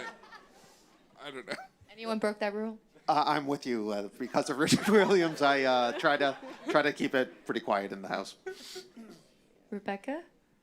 I listen to audiobooks a lot of the Okay. time. I like to listen to science fiction. Yeah, it's because I'm in it for, like, even we did the inks for these illustrations, or I did the inks. We like went back and forth on the drawing, and then I did each one like 3 times so I could get a good line for every line, and I would like be listening to, I don't know, what was I listening to at the time? I mean, I'm always listening to like Ursula Le Guin, or like, I love the like ancillary justice books, and How to Lose Time War. That was really good. You know, I like having science fiction on. You? I think I'm very emotion based, so I'm like, if I'm writing something sad, I need sad music. But I think once I get to, you know, if I need to like really sit down and get like a lot of work done, I've been really into disco a lot recently. So listen to a lot of disco. That's been really great. Kind of just Solo dance find party. find a good playlist. And I feel like when you all on stage in the future talking about your show, the answer would be like, what YouTube show are you watching while you're animating, right? You're all on YouTube. I see that. Well, thank you, Matthew, online, for your question. We do have one over here, if you can stand up. Hello. Hello. Okay, perfect. Oh, it does sound weird. That's freaky. Sound great. I wrote it down, but I remember this is kind of specifically for Alex and Rebecca. You were in animation, and then you ended up working in fashion, and then you're in animation, but you were from Maryland and you came here. So do either of you feel like you regret the choices that you made? Because you could have gone to MICA, you could have gone to FIT, or gone here for fashion or something else. Do you feel like you regret anything you had done, or that you like picked the right choice for your life, like where you are right now? Or were there things that you think maybe you would do differently if you could go back? Coming from Maryland alum. Time travel a little bit. Wait, you're from Maryland too? Yes, I'm from Baltimore. Oh, amazing! Yeah, Silver Spring and Columbia. Columbia, yeah. I looked at MICA. They had, at least at the time, they had kind of an experimental animation program. And I was like, I don't want to do experimental animation. I want to do corny television animation. Like, I really wanted to do, and actually it was coming to SVA and meeting students who were and friends who were really interested in fine art and art films, some of whom are here, and making them. I was like, it got me excited to do much more experimental work, because I think at first I just wanted to do. I just want to do TV animation. So I wanted to come here. I wanted to start animating right away. I wanted to work in the industry, and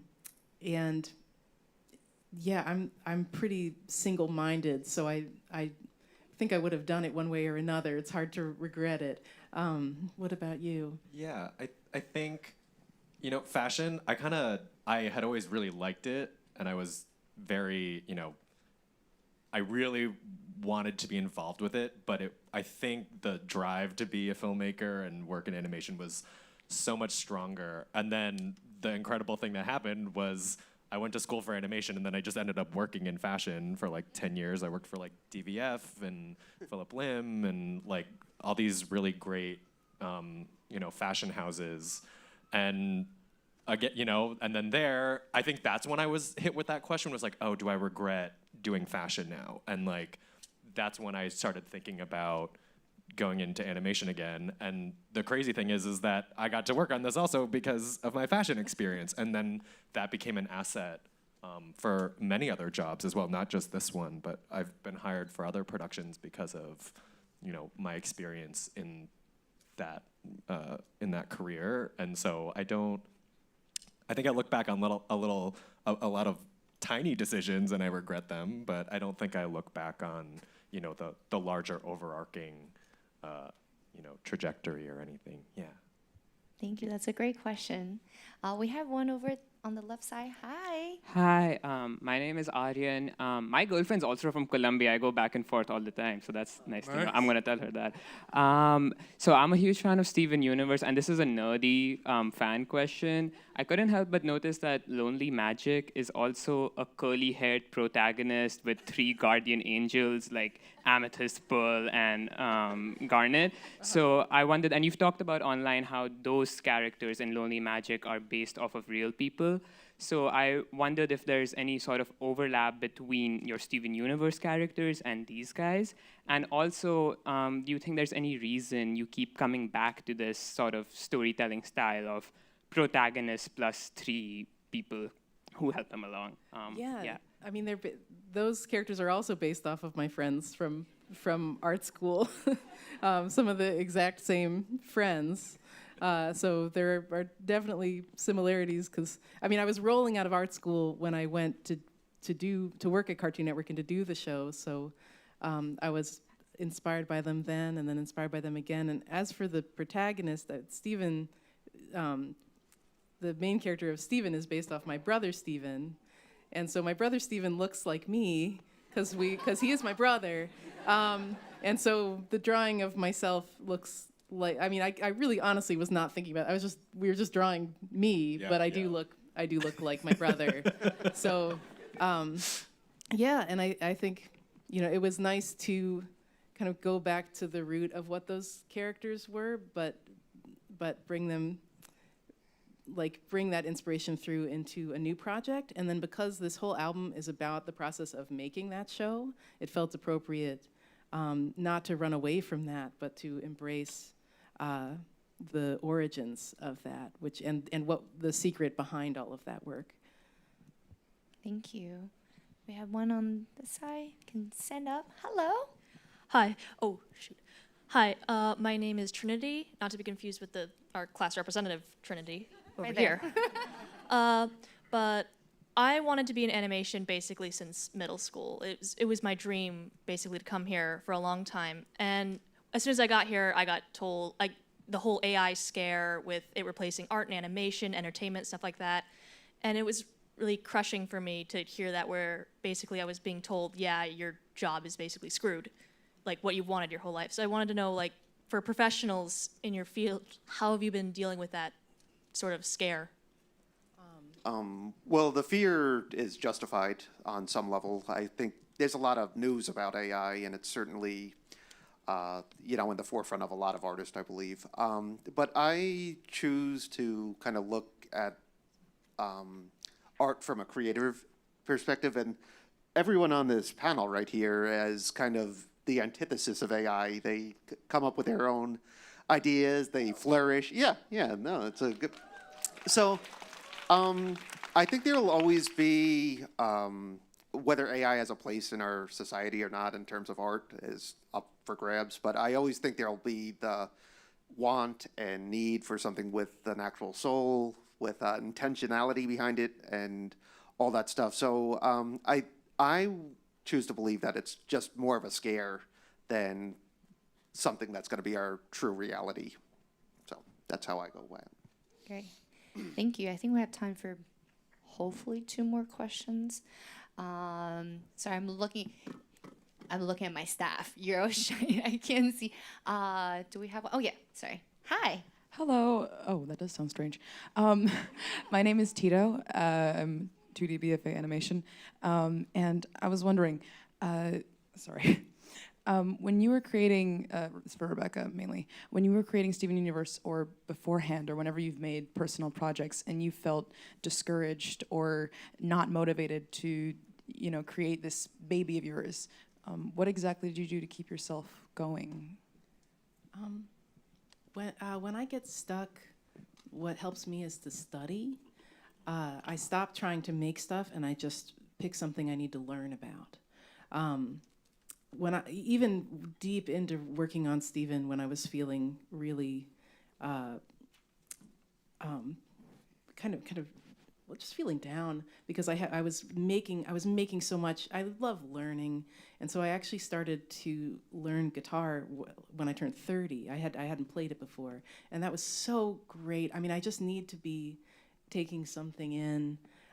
So yeah, when I get stuck, I study, and I like to create a project around something that I want to learn, because then there's just this built-in need to study, and that keeps me going. Because if I get stuck on something, I'm like, I just don't know.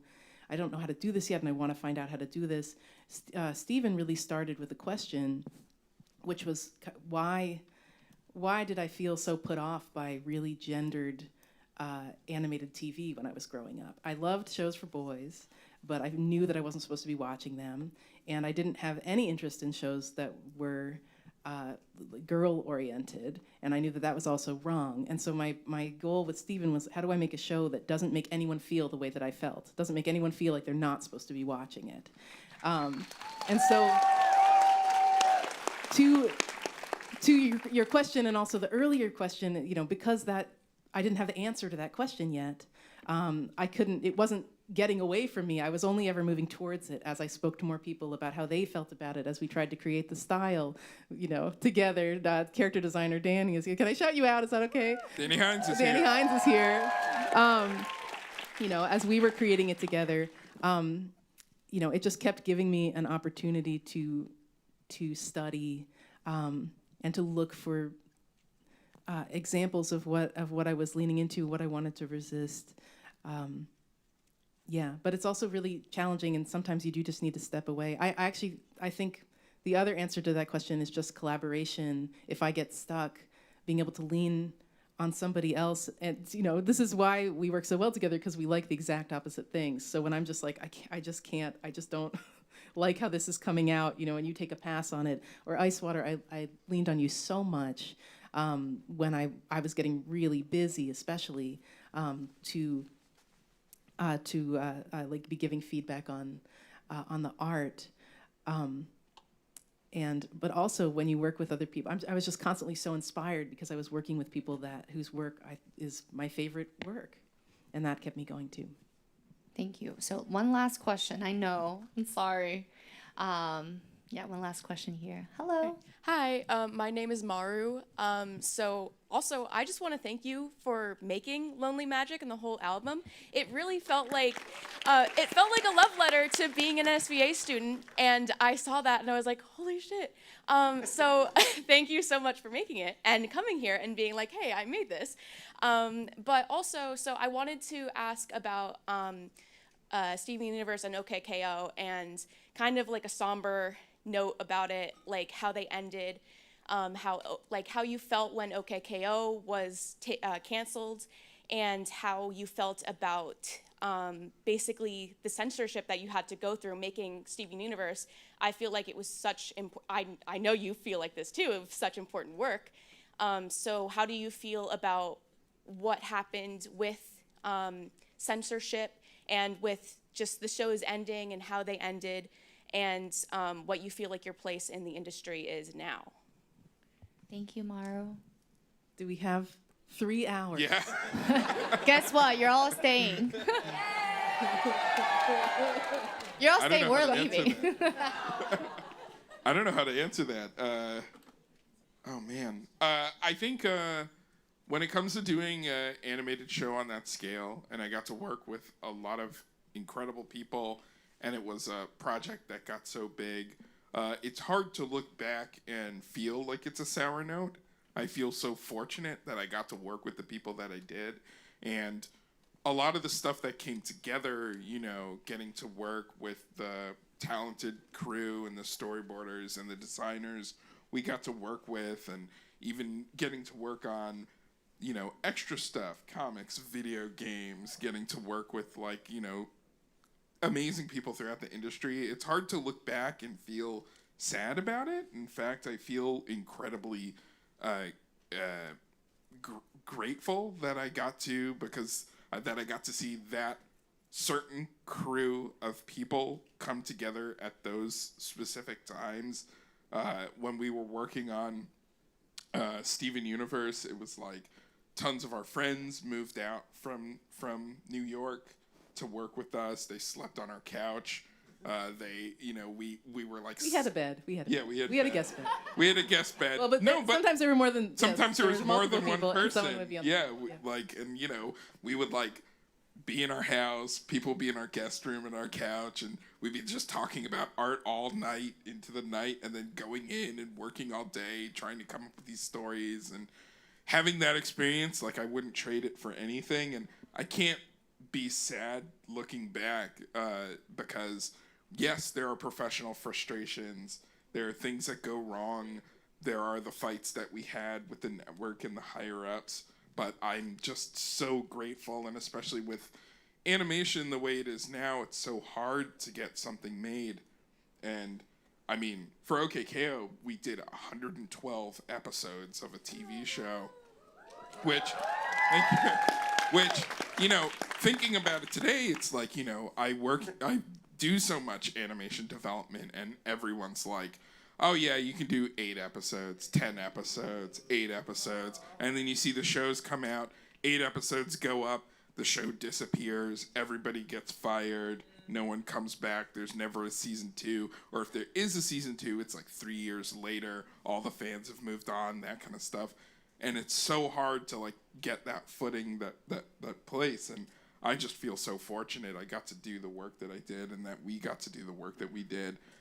At the time that we did, we were in the right place at the right time, and you know, I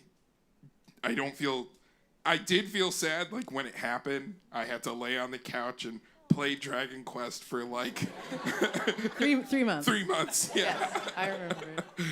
But then, like, I did come out of it clear-eyed, and I was just so like thankful, and like I try to stay in contact with all the people who help me on it, like every day, and you know, see what they're working on and see what they're doing. How do you feel?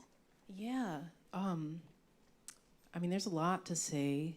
I think it's hard to. So every season, you never knew if it was going to be your last season. So we were writing Ocean Gem like maybe this is the last episode. We were writing Jailbreak like maybe this is the last episode. There was no guarantee that you were going to get picked up for more episodes. So you had to do this dance of trying to. And then the other piece that's really hard to explain is that we really weren't supposed to have continuity.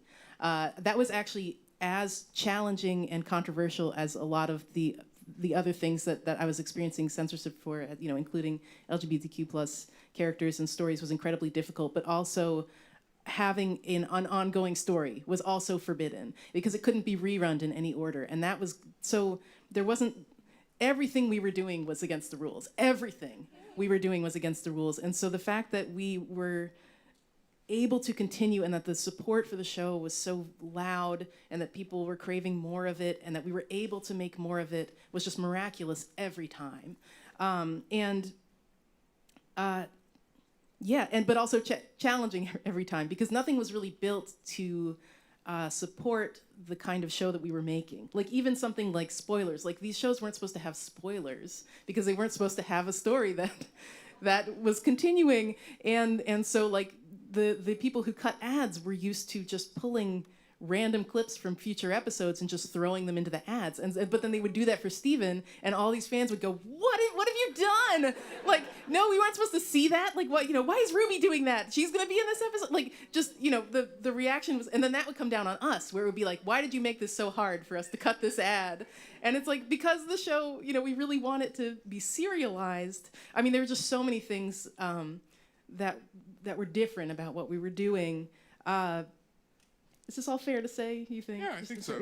Like, so, you know, what's amazing to me is when people compare, you know, the pacing of the show or the qualities of the show to like shonen anime and whether or not it was successful or not. I'm like, the fact that you even can compare it and not be just like, how similar is this, you know, to, you know, Billy and Mandy, which is great. But like, you know, like the fact that there is an ongoing story was such an uphill battle too. So we did the best that we could do with the constraints that we had. I learned really partway through the show to take better care of myself as I was making a really personal piece of artwork and then going out to talk about it and experiencing the pushback. And I think because I experienced all the pushback on the characters and stories, it really made it, you know, it made me examine myself and why I needed to tell these stories and it was really moving and important for me to find the way to articulate why this would be needed. I connected with other showrunners who cared about this once I was finally able to talk about it publicly. I work with the Trevor Project, and that's been incredibly illuminating. For some time I was coordinating with GLAAD, and so support came out of the woodwork I never would have found if I hadn't been trying to do this work. So yeah, kind of like the regrets question. It's all so. It all really brought me here, and now the industry is very different, and I'm thrilled to have had an opportunity to make this personal work, make this album, make independent animation, and also, I am doing a lot of development work, but there are things that I've made that will not see the light of day, and that's really difficult.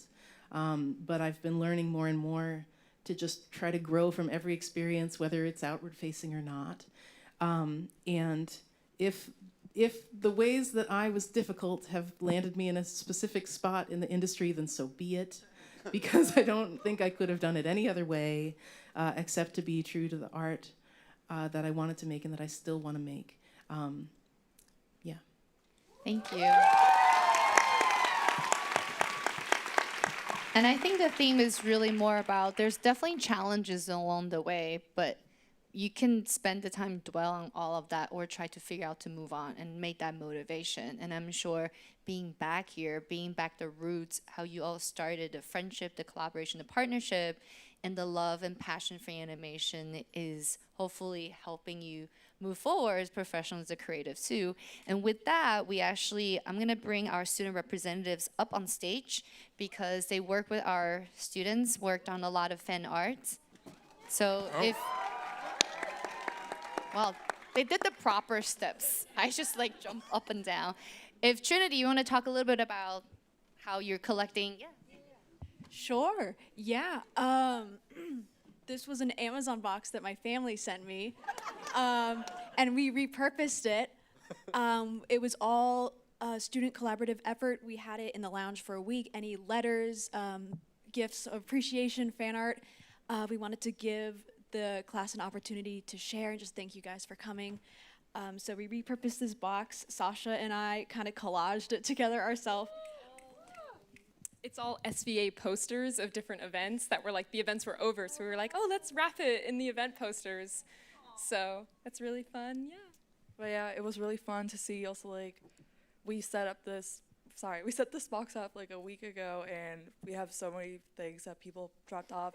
Even before the event, we went around the line collecting more things. So it's just really awesome to see people collaborating together to create little zines and everything. So it's really awesome to see the community together, and we're happy to give this to you guys too. Oh, that's amazing. Yeah. Also, they're the one did your headshots and the presentations. Oh, our thank you. reps. Thank you. Thank you, Jazz, Sasha, and Trinity. Thanks. Thank you all for making this happen. And don't worry, we'll give it to them properly. I actually peeked through them yesterday. Actually, it made us tear up. You all are absolutely incredible and so sweet, and this is their love for you all for all the work that you've done. Thank you so much, everyone. Thank you. Yeah. Yes, thank you. All right. So we're gonna pivot really quickly. I'm gonna give Rebecca maybe 2 minutes because we've been talking, and then we're gonna set up the performance. Are we ready? Thank you. And you all can take the seats over here, our reps. And thank you all for being amazing. The actual stairs. Thanks, everybody. Thank you. Don't worry, you will see them again. And now let me. Thank you so much. So we have theater staff. Can help me with the chairs.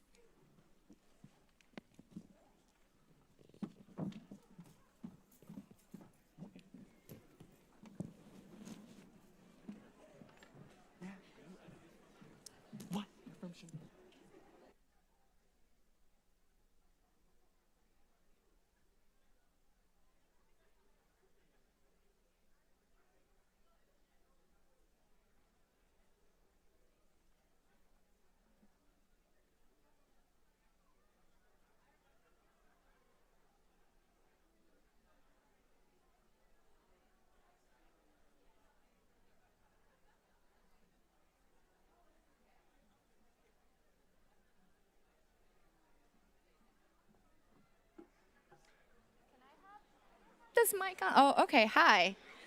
Sorry, it's me again. Hi. We're gonna short couple-minute break just so we can set things up. What should we do?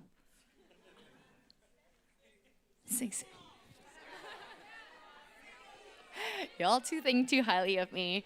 Let me see.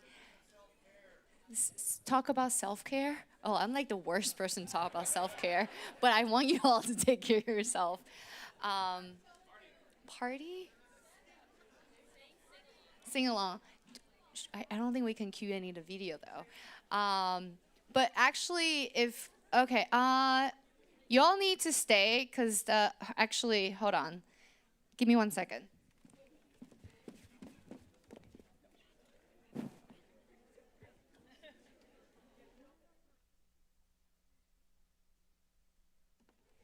Okay, sorry. Y'all need to stay. Stay seated, please. Sorry, I just want to make sure, because Rebecca needs to get a couple things and come back. I want to make sure that's taken care of. Actually, if any of you are up for it, we can continue the Q&A if you want to join me. It's not my show, right?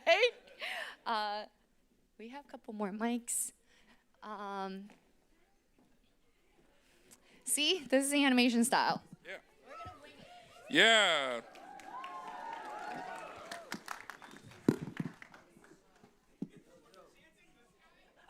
I think Blake has a question. Yes.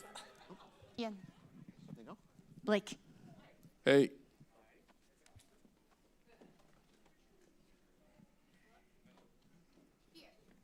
Oh, thank you so much. It does sound weird.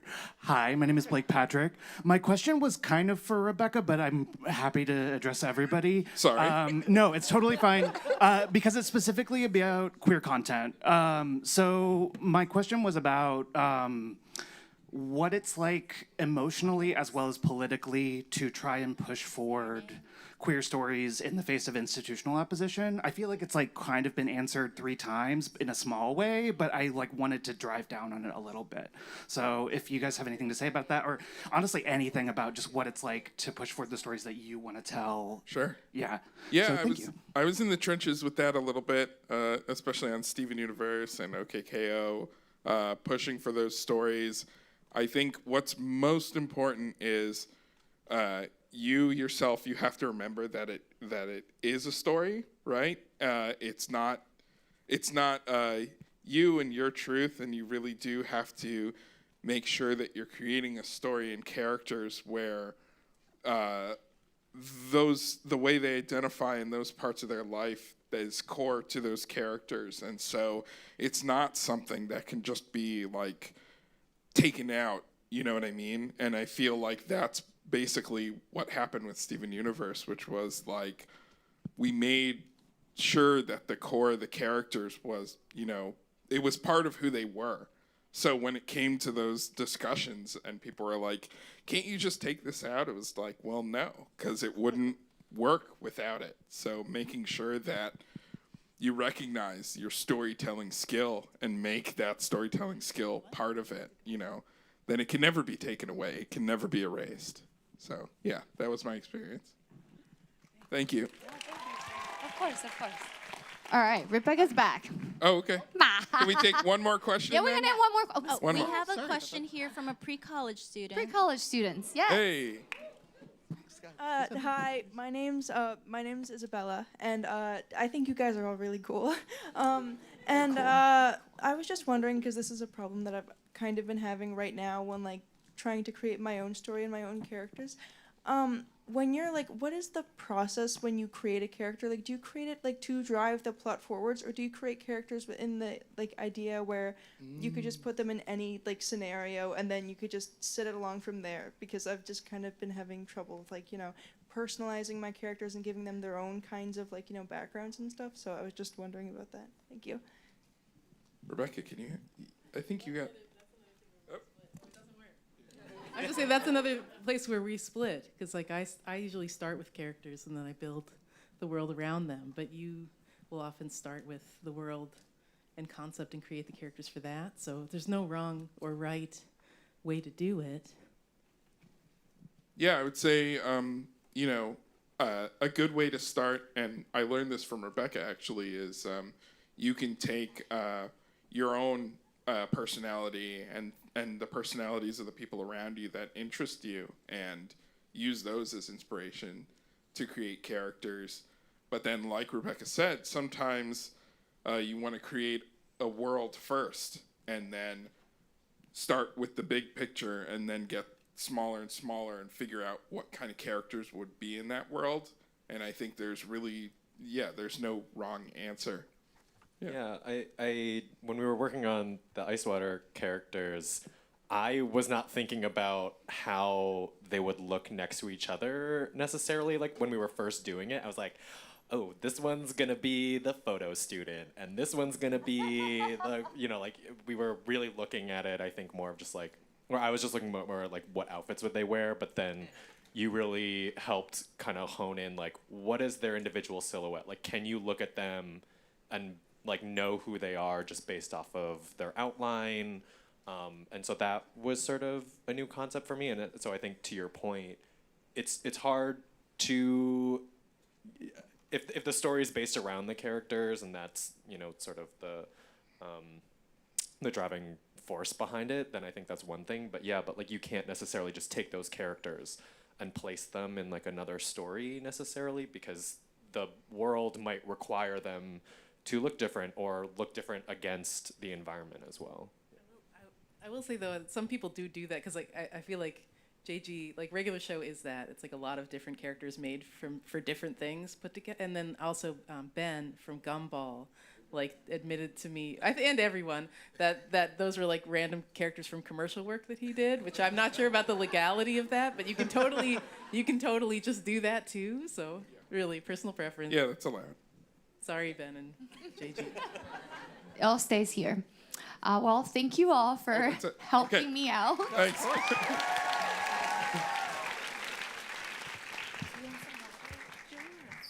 All right, so wow,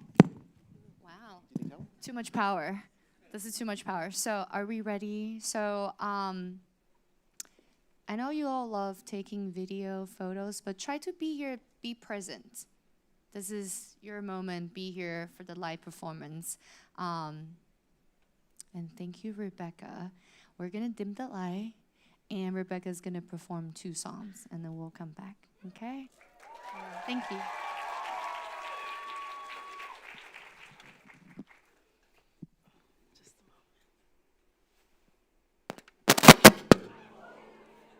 Sorry, everybody okay?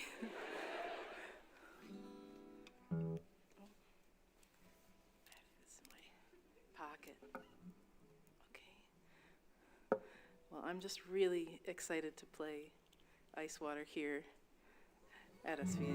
So.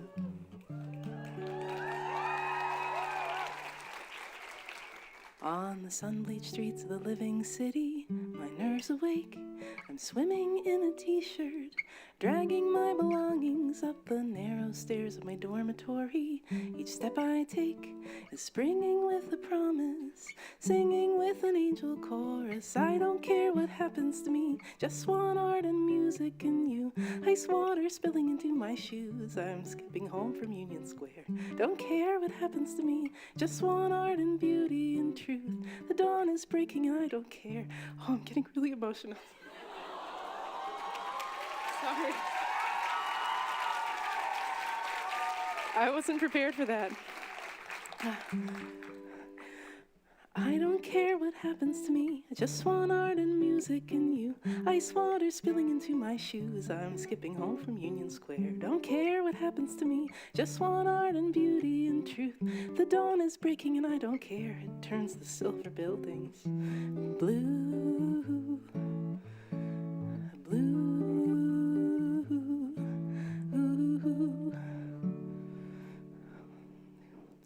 Up the the felty steps of the Central Theater, I fall in place, scribbling in the margins, laughing at the most pretentious part. I know what I've always wanted, you're like that too, and nobody can stop us, not what we have already started. I don't care what happens to me, just want art and music and you. Ice water spilling into my shoes, I'm skipping home from Union Square. Don't care what happens to me, I just want art and beauty and truth. The dawn is breaking and I don't care, it turns the silver buildings blue, blue.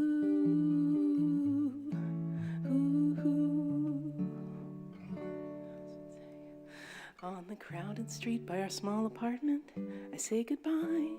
I'm off to California. I'm worried I'll get lost in all that sky. I hope that before I know it, you're by my side, brimming with a promise, singing with the angel chorus. I don't care what happens to me, just want art and music and you. Ice water spilling into my shoes, I'm skipping home from Union Square. Don't care what happens to me, I just want art and music and you. Ice water spilling into my shoes, I'm skipping home from Union Square. Don't care what happens to me, I just want art and beauty and truth. The dawn is breaking and I don't care, it turns the silver buildings blue, blue, blue, blue.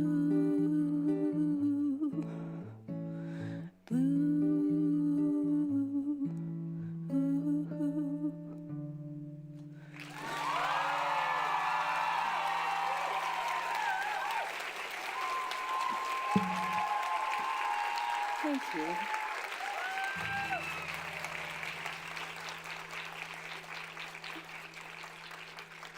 This never happens to me.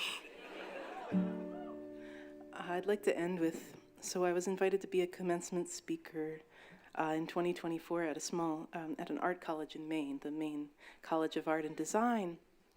And I spent a long time thinking about what I would want to say to students.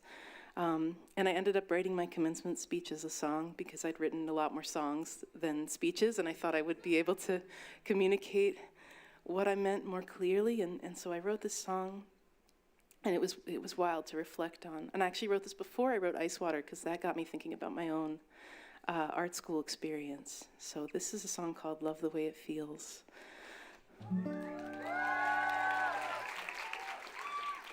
Thank you for your gracious invitation. It's a joy to meet your class. Humbly I accept this chance to speak about the nature of our craft. If I had a dream for you as I send you on your way, it would be love the way it feels. Love the way it feels. Love the way it feels, even when it isn't easy. On the shifting sands of industry, the surface whips and scatters. Deepest is the well in you and me, collecting all that matters. Find the people thrilling you and the thing you want to say. I hope you love the way it feels. Love the way it feels. Love the way it feels, even when it isn't easy. I feel foolish handing out advice. I struggle with this daily, searching for the will and inspiration. Often only one appears when the competition's fierce and the fire is burning low. It's up to us to tend it and remember, if we can, to love the way it feels. Love the way it feels. Love the way it feels, even when it isn't easy. Love the way it feels. Love the way it feels,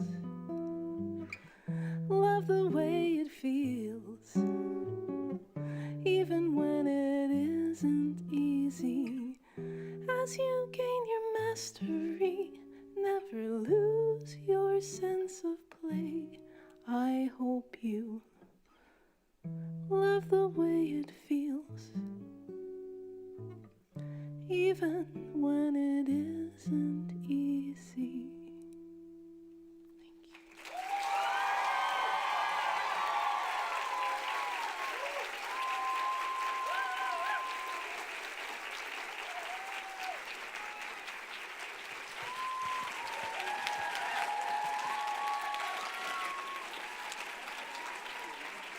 I was gonna say, if we keep saying encore, maybe she'll just do like 5 more songs. No, it's not gonna happen. Any last words or any advice for this group of students? And hopefully we'll invite you back for commencement speaker. I'm looking at Jason for making it happen. I'm working on it. I'm working on this. Let me finish this first. So yeah, any advice for student or look back. There's Rebecca sitting in the audience from a couple years ago. What would you tell little Rebecca?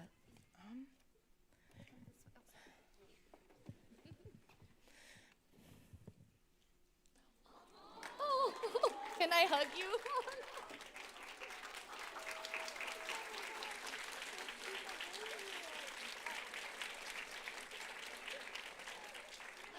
Now it's making me. I'm really not like this. It's amazing to be back here with my friends after all this time. Thank you for having me, and I really mean it. I mean, I tried to say everything I meant in the song, but to be able to make art with the people that I met here it's the best part of my life. So thank you. I'm sorry. I'm so grateful to you. Thank you. Thank you, Rebecca. All right, I'm gonna let Rebecca breathe a little bit. So I have my closing remarks, so let me read this.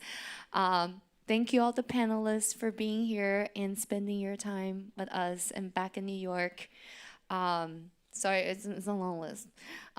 Thank you all for being here. The world is an interesting place, but animation and art are really what can bring people together. So thank you for doing what you're doing. Oh, I'm not gonna cry.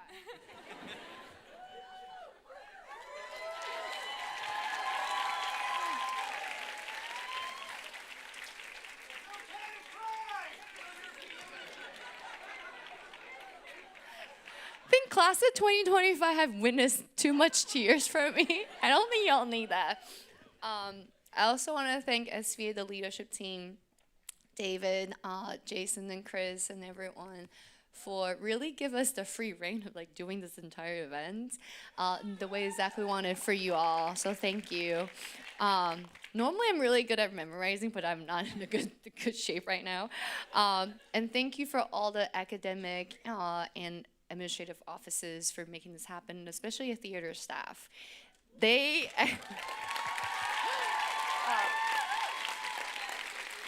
I know, actually a lot of tech issues are really because of me. Because I was like, we need to do this, like last minute, like, okay. So it's really because of me. And also, I really have to shout out to our lab assistants. Thank you for your help.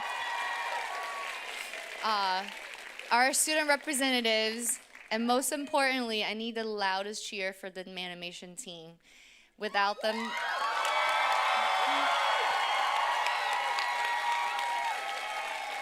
oh, we gotta do this. We're gonna do this. You don't know what this is? If you don't, go watch TV. Live action. We love live action. Most importantly, AniFam. So I don't know if you know, we actually have a term called AniFam. So all the animation students and faculty alum, we call it animation family. So there's a whole hashtag, AniFam. And thank you, again, not just the animation major, you're all part of it. So a couple housekeeping This video will be available over the weekend. We'll take it down on Monday, so we're gonna watch it this weekend. It's the only one. But don't worry, we're gonna do a recap video. And thank you all for waiting in line for that long and saying hello to the camera. And thank you, Rebecca, for the posters. Yes. Couple things. If you take any photos, tag us, BFA Animation. Oh, sorry, SVA BFA Animation. And thank you all for making the fan art.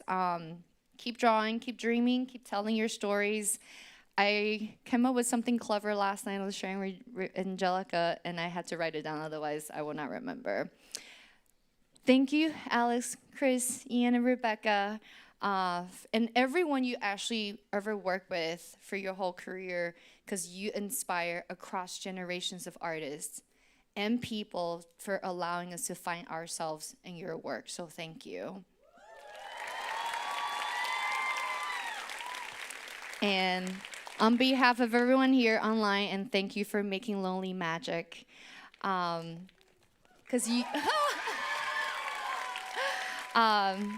you really let us be part of the magic that you created, and you let us dream in your dream. So thank you for that.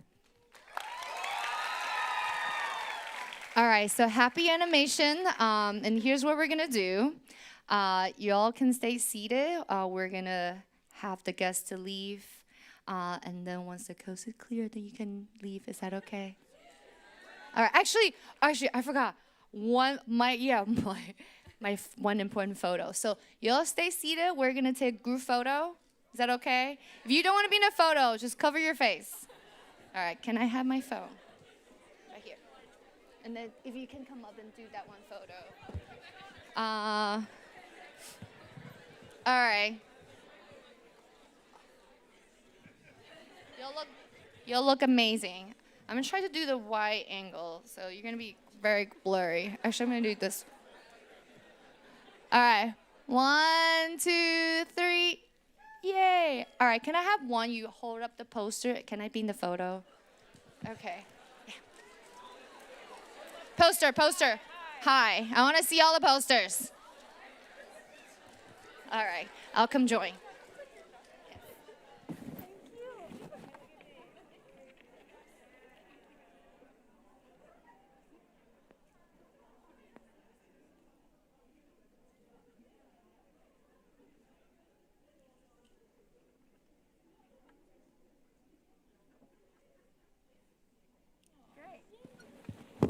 Thank you all.